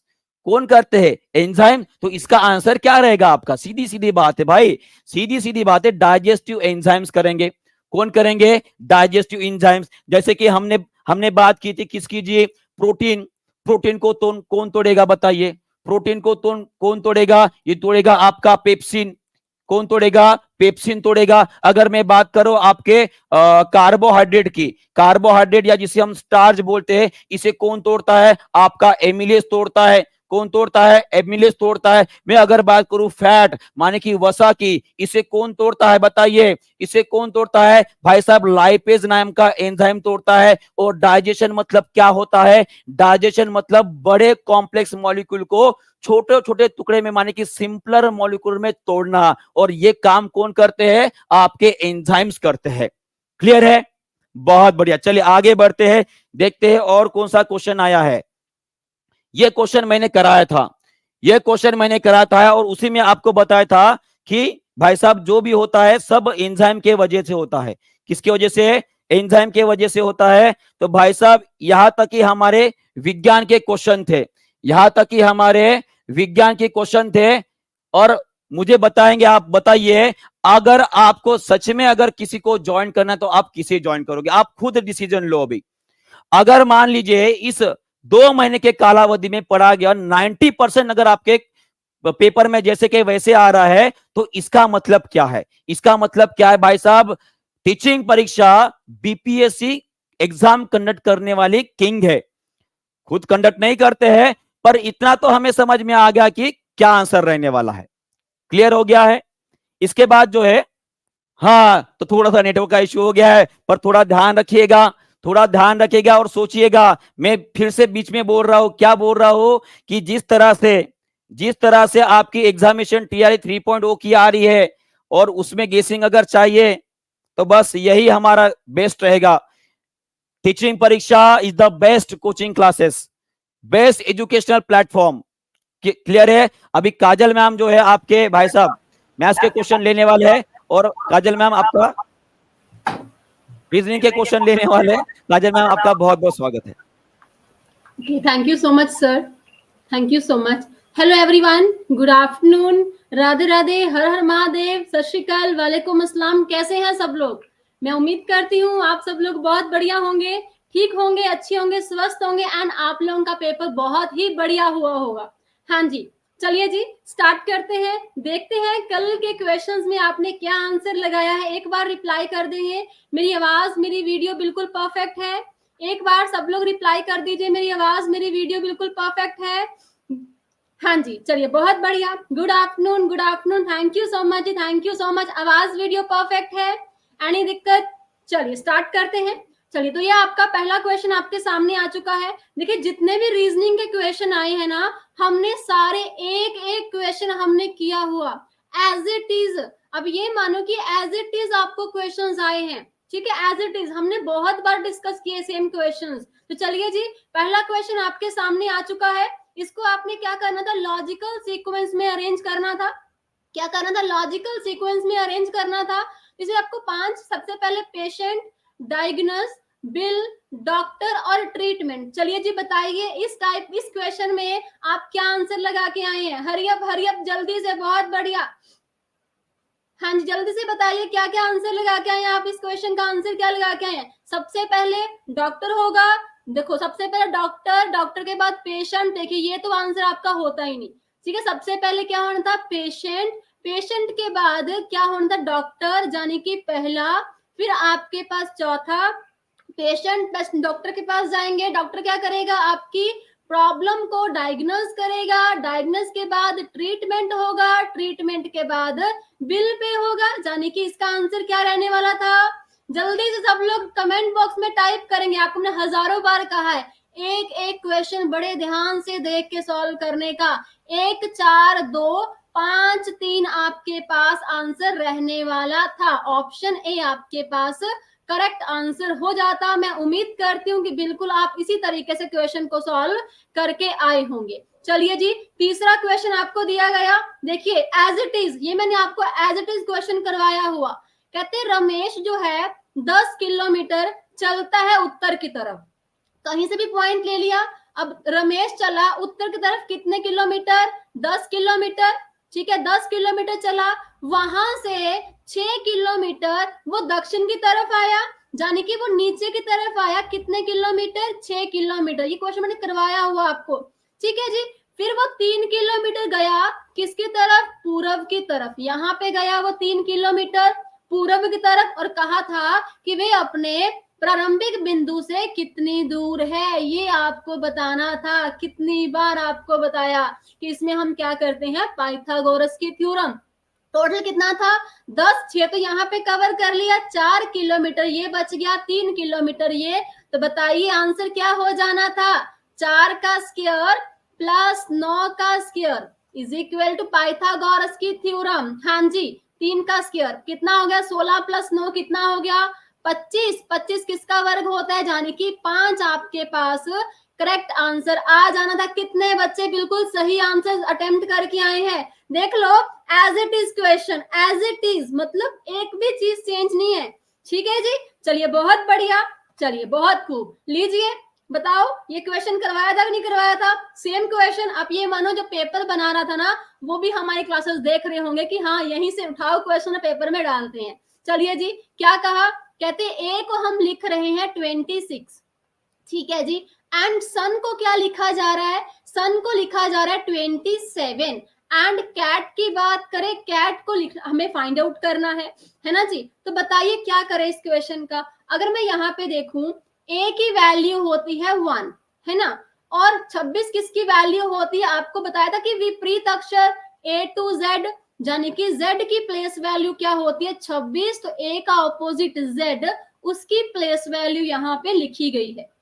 ओके जी, क्लियर। अगर देखो यहाँ पे a टू z ऑपोजिट, तो बाकी भी क्या करना था, ऑपोजिट ही आने थे। अब जल्दी से, s का विपरीत क्या होता है h, u का विपरीत क्या होता है f, n का विपरीत क्या होता है m, यानी कि 8, 6, 13, इन सबको प्लस करो, 8 और 6 14, 14 और 13 कितना हो गया 27, ठीक है, क्लियर, डन जी। इट मींस इनकी ऑपोजिट वैल्यूज को ऐड किया गया है। कैट की बात करें, कैट सी का ऑपोजिट क्या होता है x, a का ऑपोजिट z, t का ऑपोजिट क्या हो गया g, यानी कि 24 प्लस 26 प्लस 27, इन सबको ऐड करके आपका आंसर आ जाना था।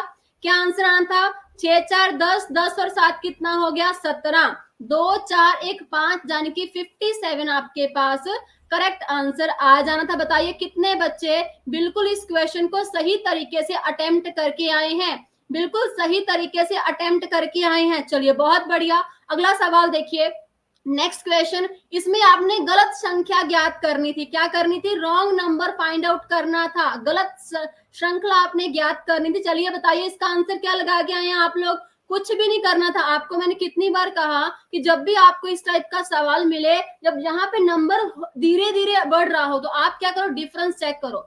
हाँ जी, 1 और 2 में डिफरेंस कितना है 1 का, 2 और 6 में डिफरेंस कितना है 4 का, 6 और 15 में डिफरेंस कितना है 9 का, 15 और 31 में कितना डिफरेंस है 16 का, ठीक है जी। इधर डिफरेंस कितना है 25 का, और यहाँ पे डिफरेंस कितना था, जल्दी से बताना, 35 का। अब आप देख पा रहे हैं 1 का स्क्वायर 1, 2 का स्क्वायर 3 का स्क्वायर, 4 का स्क्वायर 5 का स्क्वायर, यहाँ पे इधर आपके पास 91 क्या आ जाना था, रॉन्ग आंसर आ जाना था। 91 आपके पास क्या आ जाना था, रॉन्ग आंसर आ जाना था। बताइए जी, सबने 91 ही आंसर लगाया था, सबने 91 ही आंसर लगाया था। ढेरों आपको क्वेश्चंस मैंने करवा रखे हैं, क्योंकि यहाँ पे 91 की जगह 92 होना चाहिए था, तभी यहाँ पे 36 आता और 6 का स्क्वायर बनता। इधर 91 हमारे पास क्या आ गया, रॉन्ग आंसर आ गया जी। चलिए जी बहुत बढ़िया, अगले क्वेश्चन पे चलते हैं। इस क्वेश्चन को सॉल्व करिए, जल्दी से बताइए क्या आप आंसर लगा के आए हैं। इसमें कहा है जो सर्कल है ना, वो किसके इक्विवेलेंट है, वो टॉल के इक्विवेलेंट है। ओके, जो आपको दिया गया है ट्रायंगल, वो किसके इक्विवेलेंट है, वो है आर्मी मैन के इक्विवेलेंट है ना जी। और जो स्क्वायर दिया गया है वो किसके इक्विवेलेंट है, वो स्ट्रॉन्ग के इक्विवेलेंट है ना जी, स्ट्रॉन्ग के इक्विवेलेंट। अब इसमें क्या कहा है, कहते कि बताइए, हाँ जी, कहा है कि विच नंबर विल रिप्रेजेंट, ऐसा कौन सा नंबर है जो रिप्रेजेंट करता है स्ट्रॉन्ग को एंड आर्यमैन को, ठीक है, स्ट्रॉन्ग को एंड आर्यमैन को, यानी कि दोनों की बात की जा रही है, दोनों की बात की जा रही है। ऐसा नंबर ढूंढिए जो आपका नंबर जो है किस किस में हो, एक तो आपका वो नंबर वर्ग में भी होना चाहिए, दूसरा वो नंबर आपके पास क्या है, किस में होना चाहिए, और त्रिभुज में होना चाहिए। तो बताइए कौन सा नंबर है, कौन सा नंबर। यहाँ पे बहुत बच्चे कहेंगे मैम 11 आंसर आना था। अब देखो 11 आंसर कब आता, बट ये तो टॉल भी है ना, ये टॉल भी है, ये टॉल भी है, तो आंसर क्या, एग्जैक्टली ऑप्शन है आपके पास, यहाँ पे राइट आंसर हो जाता। चलिए जी अगला सवाल, बहुत बढ़िया। इधर देखो इस क्वेश्चन को, कहते एक आदमी क्या है, एक आदमी पूरब की ओर चलता है। अब ये क्वेश्चन करवाया हुआ है, कितने बच्चे ने क्लास लगाई है, देखो जो बच्चे कह रहे हैं 7 आंसर, मुझे 7 जो है ना 7 टॉल भी है, 7 टॉल भी है, 7 टॉल भी है, ठीक है जी। चलिए देखिए हिंदी में क्वेश्चन आ चुका है, कहते एक आदमी पूरब की ओर 1 किलोमीटर चलता है। एक आदमी जो है पूरब की ओर क्या है, 1 किलोमीटर चलता है। अब कहीं से भी स्टार्ट कर लो, कहीं से भी स्टार्ट कर लो, पूरब जाने की ईस्ट की तरफ कितने किलोमीटर चलता है, 1 किलोमीटर, डन जी। उसके बाद क्या किया, वह दक्षिण की ओर चलता है, मुड़ता है कितने किलोमीटर, 5 किलोमीटर, नीचे की तरफ हो गया कितने किलोमीटर जी, 5 किलोमीटर। फिर कहा कि वो फिर से पूरब की ओर मुड़ता है कितने किलोमीटर, 2 किलोमीटर, एंड देन वहां से बाद में वो उत्तर की ओर चलता है कितने किलोमीटर, 9 किलोमीटर, ऊपर से चला गया कितना, 9 किलोमीटर, राइट। अब पूछा है कि अब वो अपने शुरुआती बिंदु से कितनी दूरी पे है, ये पूछा गया है, ये शुरुआती बिंदु से कितनी दूरी। अब देखो अगर ये 2 किलोमीटर है, ऑब्वियस सी बात है ये भी कितना होगा, 2 किलोमीटर ही होगा, 2 किलोमीटर। अगर ये वाला 5 किलोमीटर है तो ये भी कितना होगा, ये भी 5 किलोमीटर होगा, यानी बचा कितना, 4 किलोमीटर यहाँ पे बच गया, और ये कितना हो गया, 3 किलोमीटर। तो बताइए यहाँ पे भी क्या लग रही थी, पाइथागोरस की थ्योरम, पाइथागोरस की थ्योरम, 3 किलोमीटर एंड 4 किलोमीटर, तो क्या हो जाएगा इसका आंसर, आंसर क्या हो जाएगा, ट्रिपलेट्स, 3 4 5, 5 किलोमीटर अगेन आपके पास क्या हो जाता, करेक्ट आंसर आ जाता। ठीक है जी, क्लियर, एनी डाउट, एनी दिक्कत, एनी परेशानी। चलिए बहुत बढ़िया, अगला सवाल देखिए, करिए इस क्वेश्चन को सॉल्व, जल्दी से सॉल्व करेंगे। क्या कहा गया है, कहते ए बी डी एच, हाँ जी अगला अक्षर क्या होगा ये आपको फाइंड आउट करना है, ए बी डी एच अगला अक्षर क्या, आसान सवाल, बिल्कुल सिंपल। हाँ जी, ए की प्लेस वैल्यू 1, बी की प्लेस वैल्यू 2, डी की प्लेस वैल्यू 4, एच की प्लेस वैल्यू 8। बताइए क्या किया गया है यहाँ पे, क्या किया गया, 1 का डबल 2, 2 का डबल 4, 4 का डबल 8, 8 का डबल क्या होता 16, 16 जाने की पापा की परी, 16 की वैल्यू क्या है, पापा की परी, आपको बताया था मैंने, पापा की परी हमारे पास क्या हो गया, करेक्ट आंसर ऑप्शन सी आ जाता। चलिए इस क्वेश्चन को सॉल्व करिए। The missing term in the sequence, आपने बताना है यहाँ पे कौन सी टर्म जो है प्रश्न चिन्ह के स्थान पे क्या रहेगा, प्रश्न चिन्ह के स्थान पे क्या रहेगा। चलिए जी इस क्वेश्चन का आंसर आप क्या लगा के आए हैं, कुछ भी नहीं था। आपको मैंने क्या, जब स्टार्टिंग में नंबर छोटा हो, लास्ट में नंबर बहुत बड़ा हो, तब हम क्या करते हैं, हमें पता है कहीं ना कहीं यहाँ पे मल्टीप्लाई किया हुआ किसी न किसी नंबर से। चलो जी देखो, अब 2 से 5 कैसे आया होगा, 2 गुना 2 4, 4 प्लस 1 कितना हो गया जी 5, अब 5 से 16, 5 गुना 3 15, 15 और 1 कितना हो गया 16, 16 को अगर हम 4 से मल्टीप्लाई करते हैं प्लस 1 कर देंगे 64 प्लस 1 65। अब हम 65 को 5 से मल्टीप्लाई करेंगे, 1 उसमें ऐड कर देंगे, हमारे पास आंसर क्या आ जाना चाहिए था, हाँ जी 5 गुना 5 25, 30 2 32, 325 में एक ऐड करेंगे तो क्या आंसर आएगा, कौन सी ऑप्शन, जल्दी से कमेंट बॉक्स में टाइप करिए। 326 हमारे पास क्या आ जाना चाहिए था, करेक्ट आंसर आ जाना था इस क्वेश्चन का। ठीक है जी, आई होप सारे क्वेश्चंस आप सही अटेम्प्ट करके आए होंगे। ये क्वेश्चन थोड़ा सा कंफ्यूज करने वाला था, बट आई होप ये भी आपने सही किया होगा अगर आपने थोड़ा सा लॉजिक यूज किया होगा। कहते हैं अगर कारपेट की बात करें, CARPET, यदि कारपेट को TECAPR लिख रहे हैं, पहले हमें कॉन्सेप्ट देखना है, उसके बाद हमें किससे बनाना है, एल ए,